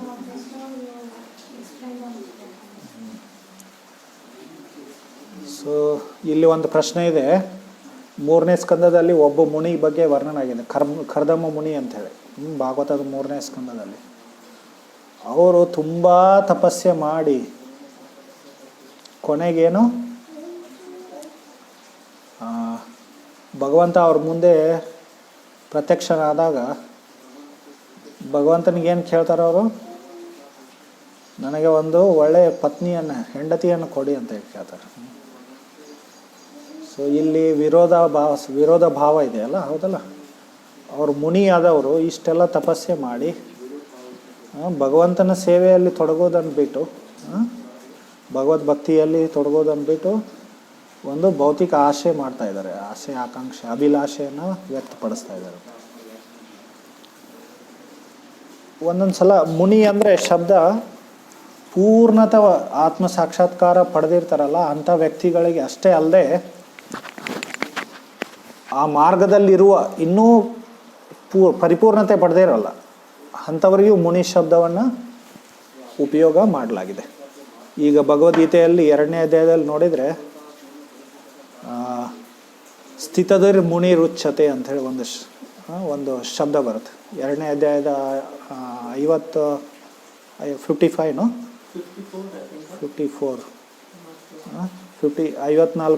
55ನೇ ಶ್ಲೋಕದಲ್ಲಿ ಒಂದು ಶಬ್ದ ಬರುತ್ತೆ, ಸ್ಥಿತದಿರ್ ಮುನಿ ರುಚ್ಯತೆ ಅಂತ. ಪ್ರಜಾಹಾತಿ ಯದಾ ಕಾಮಾನ್ ಸರ್ವಾನ್ ಪಾರ್ಥಾನ್ ಮನೋಗತಾನ್ ಆತ್ಮನ್ನೇವ ಚ ಸಂತುಷ್ಟಸ್ಯ ಪ್ರಜ್ಞಾ ಪ್ರತಿಷ್ಠತೆ. ದುಃಖೇಶು ಅನದ್ವಿಗ್ನಮನ ಸುಖೇಶು ವಿಗತ ಸ್ಪೃಹ ವೀತರಾಗ ಭಯಕ್ರೋಧ ಸ್ಥಿತದಿರ್ ಮುನಿ ರುಚ್ಯತೆ. ಸೊ ಅಲ್ಲಿ 55ನೇ ಶ್ಲೋಕದಲ್ಲಿ ಬರುತ್ತದು ಸ್ಥಿತದಿರ್ ಮುನಿ ಅಂಥೇಳಿ. ಮುನಿ ಮತ್ತು ಸ್ಥಿತದಿರ್ ಮುನಿ ಇವೆರಡರಲ್ಲಿನೂ ಬೇರೆ ಆಗತ್ತೆ. ಸೊ ಸ್ಥಿತದಿರ್ ಮುನಿ ಅಂದರೆ ಇನ್ನೂ ಪರಿಪೂರ್ಣತೆ ಪಡೆದಂಥ ಮುನಿ ಅವನು. ಸೊ ಇಲ್ಲಿ ವಿಶೇಷವಾಗಿ ಪರಿಪೂರ್ಣತೆ ಪಡೆದಂಥ ಮುನಿಗಳ ಬಗ್ಗೆ ವರ್ಣನೆ ಆಗಿದೆ ಆತ್ಮ ಸಾಕ್ಷಾತ್ಕಾರದಲ್ಲಿ. ಕರ್ದಮ ಮುನಿಗೆ ಇನ್ನೂ ಸ್ವಲ್ಪ ಆಸೆಗಳಿತ್ತು, ಅದು ಒಂದು ಕಾರಣ. ಇನ್ನೊಂದು ಕಾರಣ ಏನು? ಸೊ ಅದು ಸೃಷ್ಟಿಯ ಆರಂಭದಲ್ಲಿದ್ದರು ಅವರು. ಸೃಷ್ಟಿಯ ಆರಂಭದಲ್ಲಿ ಈ ಬ್ರಹ್ಮಾಂಡದಲ್ಲಿ ಇನ್ನೂ ಜನಸಂಖ್ಯೆ ಕಡಿಮೆ ಇತ್ತು. ಸೊ ಜನಸಂಖ್ಯೆ ಕಡಿಮೆ ಇತ್ತು, ಅದಕ್ಕೋಸ್ಕರ ಜನಸಂಖ್ಯೆ ಹೆಚ್ಚು ಮಾಡೋದು ಬ್ರಹ್ಮದೇವರ ಉದ್ದೇಶ ಆಗಿತ್ತು. ಅದಕ್ಕೋಸ್ಕರ ಅವರಿಗೆ ಅದು ಸೇವೆ, ಅದು ಬ್ರಹ್ಮಾಂಡದ ಆರಂಭದಲ್ಲಿ ಒಂದು ಸೇವೆ ಏನು, ಎಲ್ಲರಿಗೂ ಜನಸಂಖ್ಯೆಯನ್ನು ಉತ್ಪಾದನೆ ಮಾಡೋದು, ಅದು ಒಂದು ಸೇವೆ. ಈ ಗೃಹಸ್ಥರಿಗೆ ಒಂದು ಸೇವೆ ಏನು, ಮಕ್ಕಳನ್ನು ಹಡಿಯೋದು ಒಂದು ಸೇವೆ. ಅದು ಒಳ್ಳೆ ಮಕ್ಕಳನ್ನ ಹಡಿಯೋದು, ಭಗವದ್ ಭಕ್ತರಾಗಿರೋದು, ಅದು ಒಂದು ಸೇವೆ. ಸೊ ಆ ಥರ ಅದು ಒಂದು ಸೇವೆ. ಅದಕ್ಕೆ ಯೋಗ್ಯ ಪತ್ನಿ ಇರೋದು, ಧರ್ಮ ಪತ್ನಿ ಸಿಗೋದು ಒಳ್ಳೆಯದು ಅಂಥೇಳಿ ಆ ಥರ ಕರ್ದಮ ಮುನಿಗಳು ಭಗವಂತನಿಗೆ. ಈಗ ನಮಗೆ ಸೇವೆಗೆ ಏನೋ ಬೇಕಾದ ಅವಶ್ಯಕತೆಗಳನ್ನು ಈಗ ನಮಗೆ ಮೊಬೈಲ್ ಬೇಕು, ಈ ಲೆಕ್ಚರ್ ಪ್ರಸಾರ ಮಾಡಲಿಕ್ಕೇನೋ ಮೊಬೈಲ್ ಬೇಕಾಗತ್ತೆ, ಅಥವಾ ಏನೋ ಈ ಥರ ವಾದ್ಯಗಳು ಬೇಕಾಗುತ್ತೆ. ಭಗವಂತನ ಸೇವೆಗೆ ಏನೇನು ಬೇಕಲ್ಲ ಅದನ್ನು ನಾವೇನು ಮಾಡ್ತೀವಿ, ನಾವು ಅದನ್ನು ವ್ಯವಸ್ಥೆ ಮಾಡ್ಕೋತೀವಿ ಅದು. ಸೊ ಅದೇ ಥರ ಕರ್ದಮ ಮುನಿಗೆ ಒಂದು ಸೇವೆ ಏನಿತ್ತು, ಜನಸಂಖ್ಯೆಯನ್ನು ಉತ್ಪಾದನೆ ಮಾಡೋದು. ಅದಕ್ಕೋಸ್ಕರ ಯೋಗ್ಯ ಪತ್ನಿ ಬೇಕಾಗಿತ್ತು. ತಿಳಿತಲ್ಲ?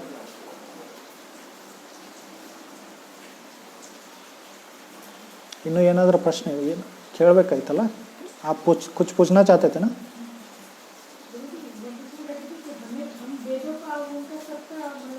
पालन ना करे और फिर कृष्ण की भक्ति करे तो वो भक्ति सही है ना प्रभु जी? ಇಲ್ಲಿ ಪ್ರಶ್ನೆ ಏನಂದರೆ वेदों का ना पालन करके सिर्फ भगवान की सेवा करेंगे तो काफ़ी है क्या? सही ना? ಇಲ್ಲಿ ಪ್ರಶ್ನೆ ಏನಂದರೆ ವೇದಗಳ ವಿಧಿ ನಿಯಮಗಳನ್ನು ಪಾಲನೆ ಮಾಡದೆ ಬರೀ ಕೃಷ್ಣ ಭಕ್ತಿ ಮಾಡಿದರೆ ಸಾಕಾ ಅಂತ ಹೇಳಿ ಪ್ರಶ್ನೆ ಬಂತು.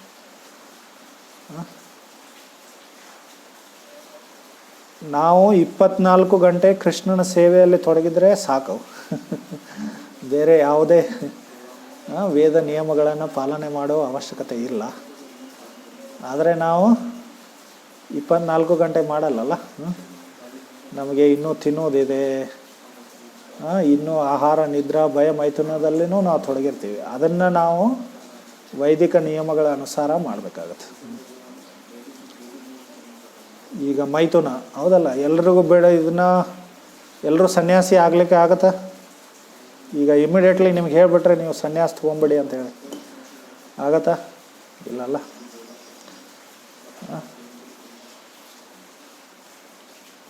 ಅದಕ್ಕೋಸ್ಕರ ಏನು ನಿಯಮ ಇದೆ? ಗೃಹಸ್ಥಾಶ್ರಮ ಅಂಥೇಳಿ ಒಂದು ವೈದಿಕ ನಿಯಮ, ಅದು ವರ್ಣಾಶ್ರಮ ನಿಯಮ. ಅದು ವಿವಾಹ ಮಾಡಿಕೊಂಡು ಅದನ್ನು ನಿಯಮಿತವಾಗಿ ಮಾಡಬೇಕಂಥೇಳಿ ಸಂಸ್ಕಾರಗಳಿದೆ. ವಿವಾಹ ಸಂಸ್ಕಾರ, ಗರ್ಭಧಾನ ಸಂಸ್ಕಾರ, ಇದೆಲ್ಲ ಸಂಸ್ಕಾರದ ಅನುಸಾರವಾಗಿ ಇದನ್ನೆಲ್ಲ ಮಾಡೋದರಿಂದ ನಮ್ಮ ಈ ಭೌತಿಕ ಕಾರ್ಯ ನಿಯಮಿತವಾಗುತ್ತದೆ. ಅದರಿಂದ ನಾವು ಆತ್ಮದ ಸ್ತರಕ್ಕೆ ಬರ್ತೀವಿ. ನಾವು ಬರೀ ಪಶು ಥರ ಅದನ್ನು ಮಾಡ್ಕೊತ ಇದ್ರೆ ಏನಾಗ್ಬಿಡ್ತೀವಿ? ನಾವು ಪಶುಗಳಾಗ್ಬಿಡ್ತೀವಿ ಅಷ್ಟೇ. ಪಶುಗಳಿಗೇನು ನಿಯಮ ಇಲ್ಲಲ್ಲ, ಬಂಧನ. ಒಂದು ಹೆಣ್ಣು ನಾಯಿ ಗಂಡು ನಾಯಿ ರಸ್ತೆ ಮೇಲೆ ಮಾಡಿದ್ರೂ ಯಾರೂ ಏನು ಅನ್ನಲ್ಲ, ಹೌದಲ್ಲ. ಸೊ ಅವ್ರಿಗೆ ವಿವಾಹ ಅನ್ನೋದು ಏನೂ ಇಲ್ಲ, ಹೌದಲ್ಲ. ಸೊ ಅದಕ್ಕೋಸ್ಕರ ನಾವೇನು ಮಾಡಬೇಕು? ನಮಗೆ ಇನ್ನೂ ನಾವು ಭೌತಿಕ ಸ್ತರದಲ್ಲಿದ್ದಾಗ ಅದರ ಜೊತೆ ಕೃಷ್ಣ ಭಕ್ತಿ ಎಷ್ಟು ಆದಷ್ಟು ಮಾಡಬೇಕು. ಅದರ ಜೊತೆ ಏನಾದರೂ ಈ ಥರ ನಮ್ಮ ಭೌತಿಕ ಪರಿಸ್ಥಿತಿಯಲ್ಲಿದ್ದಾಗ ನಾವು ಈ ವೈದಿಕ ನಿಯಮಗಳನ್ನು ಪಾಲನೆ ಮಾಡಬೇಕು. ಸಾರವಾಗಿ ಹೇಳೋದಂದರೆ ನಾವು ಮಾಧವೇಂದ್ರ ಪುರಿ, ಶುಕದೇವ್ ಗೋಸ್ವಾಮಿ, ಚತುಷ್ಕುಮಾರರು ಅವರ ಸ್ತರದಲ್ಲಿದ್ದಾಗ ಭಕ್ತಿಯನ್ನು ಬಿಟ್ಟು ಬೇರೆ ಮಾಡೋ ಅವಶ್ಯಕತೆ ಇಲ್ಲ. ಎಲ್ಲ ವೇದ ನಿಯಮಗಳನ್ನು ಪಾಲನೆ ಮಾಡೋ ಅವಶ್ಯಕತೆ ಇಲ್ಲ. ಆದರೆ ಅದಕ್ಕಿಂತ ಮುಂಚೆ ನಾವು ಏನು ಮಾಡಬೇಕು? ಎಷ್ಟು ಆದಷ್ಟು ನಾವು ಭಕ್ತಿ ಸೇವೆಯಲ್ಲಿ ಮಾಡಬೇಕು. ನಾವು ಇನ್ನೂ ಭೌತಿಕ ಸ್ತರದಲ್ಲಿದ್ದಾಗ ಅದರ ಜೊತೆ ನಾವು ಧಾರ್ಮಿಕ ನಿಯಮಗಳನ್ನು ಪಾಲನೆ ಮಾಡಬೇಕು. ಈಗ ನಮಗೆ ತಿನ್ನೋದಿದೆ, ನಮ್ಮ ದೇಹವನ್ನು ಪಾಲನೆ ಪೋಷಣೆ ಮಾಡಬೇಕಾಗಿದೆ. ಅದಕ್ಕೆ ನಮಗೇನು ಬೇಕು? ಆಹಾರ ಧಾನ್ಯಗಳು, ಹಾಲು ಎಲ್ಲ ಬೇಕು. ಸೊ ಅದಕ್ಕೋಸ್ಕರ ಏನು ಮಾಡಬೇಕಾಗತ್ತೆ? ನಾವು ಸಮಾಜವನ್ನು ಬ್ರಾಹ್ಮಣ, ಕ್ಷತ್ರಿಯ, ವೈಶ್ಯ, ಶೂದ್ರ ಅಂಥೇಳಿ ವಿಭಾಜನೆ ಮಾಡಬೇಕಾಗತ್ತೆ.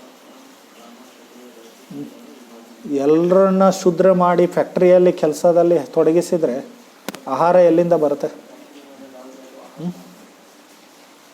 ಈಗಿನ ಸಮಾಜ ಏನು? ಎಲ್ಲ ಶೂದ್ರರ ಸಮಾಜ. ಜಾಬ್ ಅಂದರೆ ಏನು? ಶೂದ್ರ. ಅದು ಶೂದ್ರಕ್ಕಿಂತ ಕೆಟ್ಟದ್ದು ಈಗಿನ ಸಮಾಜ. ಅಸುರಿ ರಾಕ್ಷಸಿ ಸಮಾಜ. ಧರ್ಮ ಅನ್ನೋದು ಏನೂ ಇಲ್ಲ ಅಂದರೆ ಅಸುರಿ ರಾಕ್ಷಸ ಸಮಾಜ. ಸೊ ಅದಕ್ಕೋಸ್ಕರ ವೈದಿಕ ನಿಯಮಗಳು ಬೇಕಾಗುತ್ತೆ ಸಮಾಜದಲ್ಲಿ. ವೈದಿಕ ಧರ್ಮ, ಈ ವರ್ಣಾಶ್ರಮ ಧರ್ಮ ಇರಲಿಲ್ಲ ಅಂದರೆ ಒಳ್ಳೆಯ ಆಹಾರ, ಹಾಲು ಸಿಗಲ್ಲ. ನಾವು ಪಶುಗಳಾಗಿಬಿಡ್ತೀವಿ ಅಷ್ಟೆ. ಏನೋ ಎಲ್ಲೋ ಸಿಕ್ಕದ್ದು ತೊಗೊಂಡು ತಿನ್ನೋದು. ಅಫ್ಕೋರ್ಸ್ ಅದನ್ನು ಚೆನ್ನಾಗಿ ಅವ್ರು ಪ್ಯಾಕ್ ಮಾಡಿ ಕೊಡ್ತಾರೆ ನಿಮಗೆ. ಇದು ಪಶು ಥರ ಜೀವನ ಆಯಿತು. ಆಧುನಿಕ ಇತಿಹಾಸದಲ್ಲಿ ಒಂದು ತಪ್ಪು ಕಲ್ಪನೆ ಇದೆ. ಮಾನವ ನಾಗರಿಕತೆ ಎಲ್ಲಿಂದ ಆರಂಭ ಆಯ್ತಂದರೆ, ಮೊದಲು ಆರಂಭದಲ್ಲಿ ಮನುಷ್ಯರು ಹೇಗಿರ್ತಿದ್ರು? ಕಾಡಿನಲ್ಲಿ ಇರ್ತಿದ್ರು. ಪಶುಗಳನ್ನು ಕೊಂದು ಬೇಟೆಯಾಡಿ ಅವ್ರು ತಿಂತಿದ್ರು ಅಂಥೇಳಿ ನಾವು ಇತಿಹಾಸದಲ್ಲಿ ಓದ್ತೀವಿ. ನಾವು ಅವರಿಗೆ ಆಂಗ್ಲ ಭಾಷೆಯಲ್ಲಿ ಹಂಟರರ್ ಗ್ಯಾದರರ್ಸ್ ಅಂತ ಹೇಳ್ತಾರೆ. ಆಮೇಲೆ ಅವರು ಬೆಂಕಿ ಹಚ್ಚೋದನ್ನು ಕಲ್ಕೊಂಡ್ರು, ಆಮೇಲೆ ಕೃಷಿ ಮಾಡೋದನ್ನು ಕಲ್ಕೊಂಡ್ರು, ಆಮೇಲೆ ಒಂದೊಂದು ಸಮುದಾಯಗಳಲ್ಲಿ ಜೀವನ ಮಾಡೋದನ್ನು ಕಲ್ಕೊಂಡ್ರು. ಈ ಥರ ಒಂದು ಎವಲ್ಯೂಷನ್ ಬಗ್ಗೆ ವರ್ಣನೆ ಆಗುತ್ತೆ. ಅದು ಒಂದು ತಪ್ಪು ಕಲ್ಪನೆ, ಅದು ಸತ್ಯ ಅಲ್ಲ. ಈ ಥರ ಮಕ್ಕಳಿಗೆ ಹಾಗೆ ಕಲಿಸ್ಕೊಡ್ತಾರೆ. ನಾವು ಈ ಥರ ಪ್ರಗತಿ ಮಾಡ್ತಾ ಇದ್ದೀವಿ, ಒಂದು ಹಂತದಿಂದ ಇನ್ನೊಂದು ಹಂತಕ್ಕೆ ಹೋಗ್ತಾ ಇದ್ದೀವಿ. ಈ ಟೆಕ್ನಾಲಜಿಕಲ್ ಸೊಸೈಟಿ ಏನು, ತಂತ್ರಜ್ಞಾನದ ಏನು ಸಮಾಜ ಇದೆಯಲ್ಲ, ಅದು ತುಂಬ ಪ್ರಗತಿಶೀಲ ಸಮಾಜ ಅಂಥೇಳಿ, ವಿಕಾಸಶೀಲ ಸಮಾಜ ಅಂಥೇಳಿ ಹೇಳ್ಕೊಡ್ತಾರೆ. ವಿಕಾಸ ಪ್ರಗತಿ ಡೆವಲಪ್ಮೆಂಟ್ ಪ್ರೋಗ್ರೆಸ್ ಅಂಥೇಳಿ ಪ್ರತಿದಿನ ಹೊಡ್ಕೋತಾ ಇರ್ತಾರಲ್ಲ ರಾಜಕಾರಣಿಗಳು. ಡಿಜಿಟಲ್ ಇಂಡಿಯಾ ಅಂಥೇಳಿ. ಸೊ ಇವೆಲ್ಲ ತಪ್ಪು ಕಲ್ಪನೆಗಳು ಸಮಾಜದಲ್ಲಿ. ಆದರೆ ಒಂದು ದೃಷ್ಟಿಯಿಂದ ನಾವು ಈಗ ಏನಾಗ್ತಾ ಇದ್ದೀವಿ, ಹಂಟರರ್ ಆ್ಯಂಡ್ ಗ್ಯಾದರರ್ಸ್ ಆಗ್ತಾ ಇದ್ದೀವಿ. ಹಂಟರರ್ ಗ್ಯಾದರರ್ಸ್ ಹೇಗೆ? ದುಡ್ಡಿನಿಗಾಗಿ ಹಂಟಿಂಗ್ ಮಾಡೋದು, ಹಂಟ್ ಮಾಡೋದು, hunting money and gathering food and eating. Zomato ಅಥವಾ ಸ್ವಿಗ್ಗಿ ಆರ್ಡರ್ ಮಾಡಿ ತಿನ್ನೋದು. ಇದೇನು ಯಾವ ಥರ ಇದು ಬೇಟೆಯಾಡಿ ತಿನ್ನೋ ಥರ ಇದು ಬೇಸಿಕಲಿ. ಎದರ ಬೆನ್ನು ಹತ್ತಿದ್ದೀವಿ ನಾವು? ಮೊದಲೇ ಪಶುಗಳ ಬೆನ್ನು ಹತ್ತಿ ಓಡ್ತಾಯಿದ್ರು, ಅವರು ಬೇಟೆ ಆಡ್ತಾಯಿದ್ರು.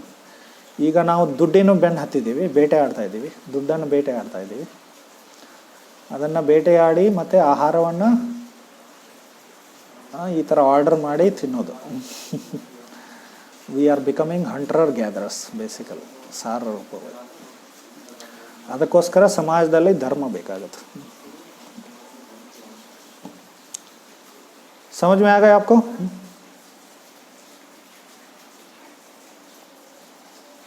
ಮತ್ತೇನಿದೆ ಕೇಳೋದು? Society of hunter ಗ್ಯಾದರರ್ಸ್.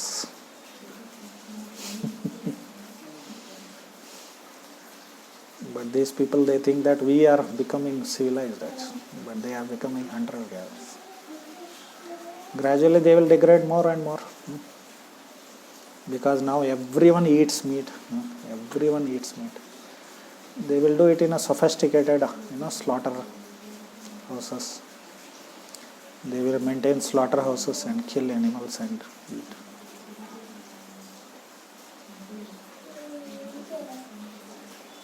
ಕೆಲಸ ಮಾಡುವಾಗ ನಾವು ಪೂರ್ಣವಾಗಿ ಪರಿಶುದ್ಧವಾಗಿ ಮಾಡಿದ್ರೆ ಮತ್ತೆ ಕೃಷ್ಣ ಭಕ್ತಿ ಅಗತ್ಯ ಇರುತ್ತೆ. ಪರಿಶುದ್ಧವಾಗಿ ಮಾಡಿದ್ರೆ ಏನಾಗುತ್ತೆ? ಮತ್ತೆ ಕೃಷ್ಣ ಭಕ್ತಿ ಮಾಡೋ ಅಗತ್ಯ ಇಲ್ಲ. ಒಳ್ಳೆ ಪ್ರಶ್ನೆ. ಜನರು ಹೇಳ್ತಾರೆ, ಈಗಿನ ಕಾಲದಲ್ಲಿ ಇದು ತುಂಬ ಪ್ರಚಲಿತವಾಗಿದೆ, ಬಿ ಗುಡ್ ಡೂ ಗುಡ್ ಅಂತ ಹೇಳಿ. ಈಗಿನ ಕಾಲದಲ್ಲಿ ಅಧ್ಯಾತ್ಮ ಅಂದರೆ, ಸ್ಪಿರಿಚುವಾಲಿಟಿ ಅಂದರೆ ಏನು ಗೊತ್ತಾ? ಬಿ ಗುಡ್, ನೀನು ಒಳ್ಳೆಯವನಾಗಿರು, ಅದೇ ಧರ್ಮ, ಅದೇ ಅಧ್ಯಾತ್ಮ ಅಂತ ಹೇಳಿ ಹೇಳ್ತಾರೆ. ಆದರೆ ಒಳ್ಳೆಯತನ ಏನು ಅನ್ನೋದು ಗೊತ್ತಿರಲ್ಲ ಅವ್ರಿಗೆ. ಒಳ್ಳೆಯತನ ಅನ್ನೋದು ಏನಂಥೇಳಿ ಗೊತ್ತಿರಲ್ಲ. ಕೊನೆಗೆ ಕೃಷ್ಣ ಭಕ್ತಿ ಇಲ್ಲ ಅಂದರೆ ಒಳ್ಳೆಯತನ ಇರಲಿಕ್ಕೆ ಸಾಧ್ಯ ಇಲ್ಲ. ಯಾಕಂದರೆ ಒಳ್ಳೆಯದಂದರೆ ಏನು? ಧಾರ್ಮಿಕವಾಗಿ ಮಾಡೋದಕ್ಕೆ ಒಳ್ಳೆಯದಂತ ಹೇಳ್ತಾರೆ. ಸೊ ಧರ್ಮದ ಅನುಸಾರವಾಗಿ. ಅಧರ್ಮ ಅಂದರೆ ಅದು ಕೆಟ್ಟದ್ದು. ಕೃಷ್ಣ ಯಾರು? ಧರ್ಮದ ತಂದೆ.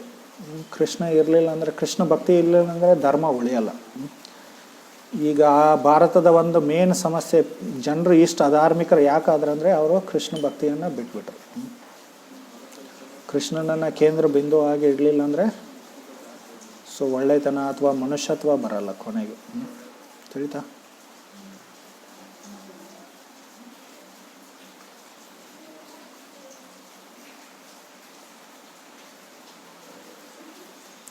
ಮತ್ತು ಇನ್ನೊಂದೇನು, ಧರ್ಮ ಅಧರ್ಮ, ಸುಕೃತ ದುಷ್ಕೃತಿ, ಒಳ್ಳೆಯದು ಕೆಟ್ಟದ್ದು, ಇದಕ್ಕಿಂತ ಹೆಚ್ಚಿಂದ ಯಾವುದು? ಕೃಷ್ಣ ಭಕ್ತಿ. ಪಾಪ ಪುಣ್ಯ ಅಂತೀವಲ್ಲ ನಾವು, ಬರೀ ಪುಣ್ಯ ಮಾಡೋದು ಅಷ್ಟೇ ಸಾಕಾಗಲ್ಲ. ಪುಣ್ಯ ಮಾಡಿದ್ರೂ ಭಾವಬಂಧನ ಇದ್ದೇ ಇರುತ್ತೆ. ಯಾಕೆ ಗೊತ್ತಾ? ಒಳ್ಳೆಯ ಫಲ ಸಿಗುತ್ತೆ ಪುಣ್ಯ ಮಾಡೋದ್ರಿಂದ. ಆ ಒಳ್ಳೆಯ ಫಲವನ್ನು ಅನುಭವಿಸಲಿಕ್ಕೆ ಮತ್ತೆ ಈ ಜಗತ್ತಿಗೆ ಬರಬೇಕಾಗುತ್ತೆ. ಅದರಿಂದ ಮುಕ್ತಿ ಅಥವಾ ಭಗವದ್ ಭಕ್ತಿ ಭಗವದ್ಧಾಮ ಪಡೆಯಲ್ಲ. ಬರೀ ಪುಣ್ಯ ಮಾಡೋದ್ರಿಂದನೇ. ಅದಕ್ಕೋಸ್ಕರ ಕೃಷ್ಣ ಏನು ಹೇಳ್ತಾ ಇದ್ದಾನೆ, ಎರಡೂ ಪಾಪ ಮತ್ತು ಪುಣ್ಯದ ಮೇಲೇಳು ಅಂಥೇಳಿ. ಉಭೇ ಸುಕೃತ ದುಷ್ಕೃತಿ ಅಂಥೇಳಿ 2ನೇ ಅಧ್ಯಾಯದಲ್ಲಿ ಬರ್ತದೆ. ಸುಕೃತ ಅಂದರೆ ಪುಣ್ಯ, ದುಷ್ಕೃತ ಅಂದರೆ ಪಾಪ. ಎರಡೂದ್ರ ಮೇಲೆ ಹೋಗು ಅಂಥೇಳಿ.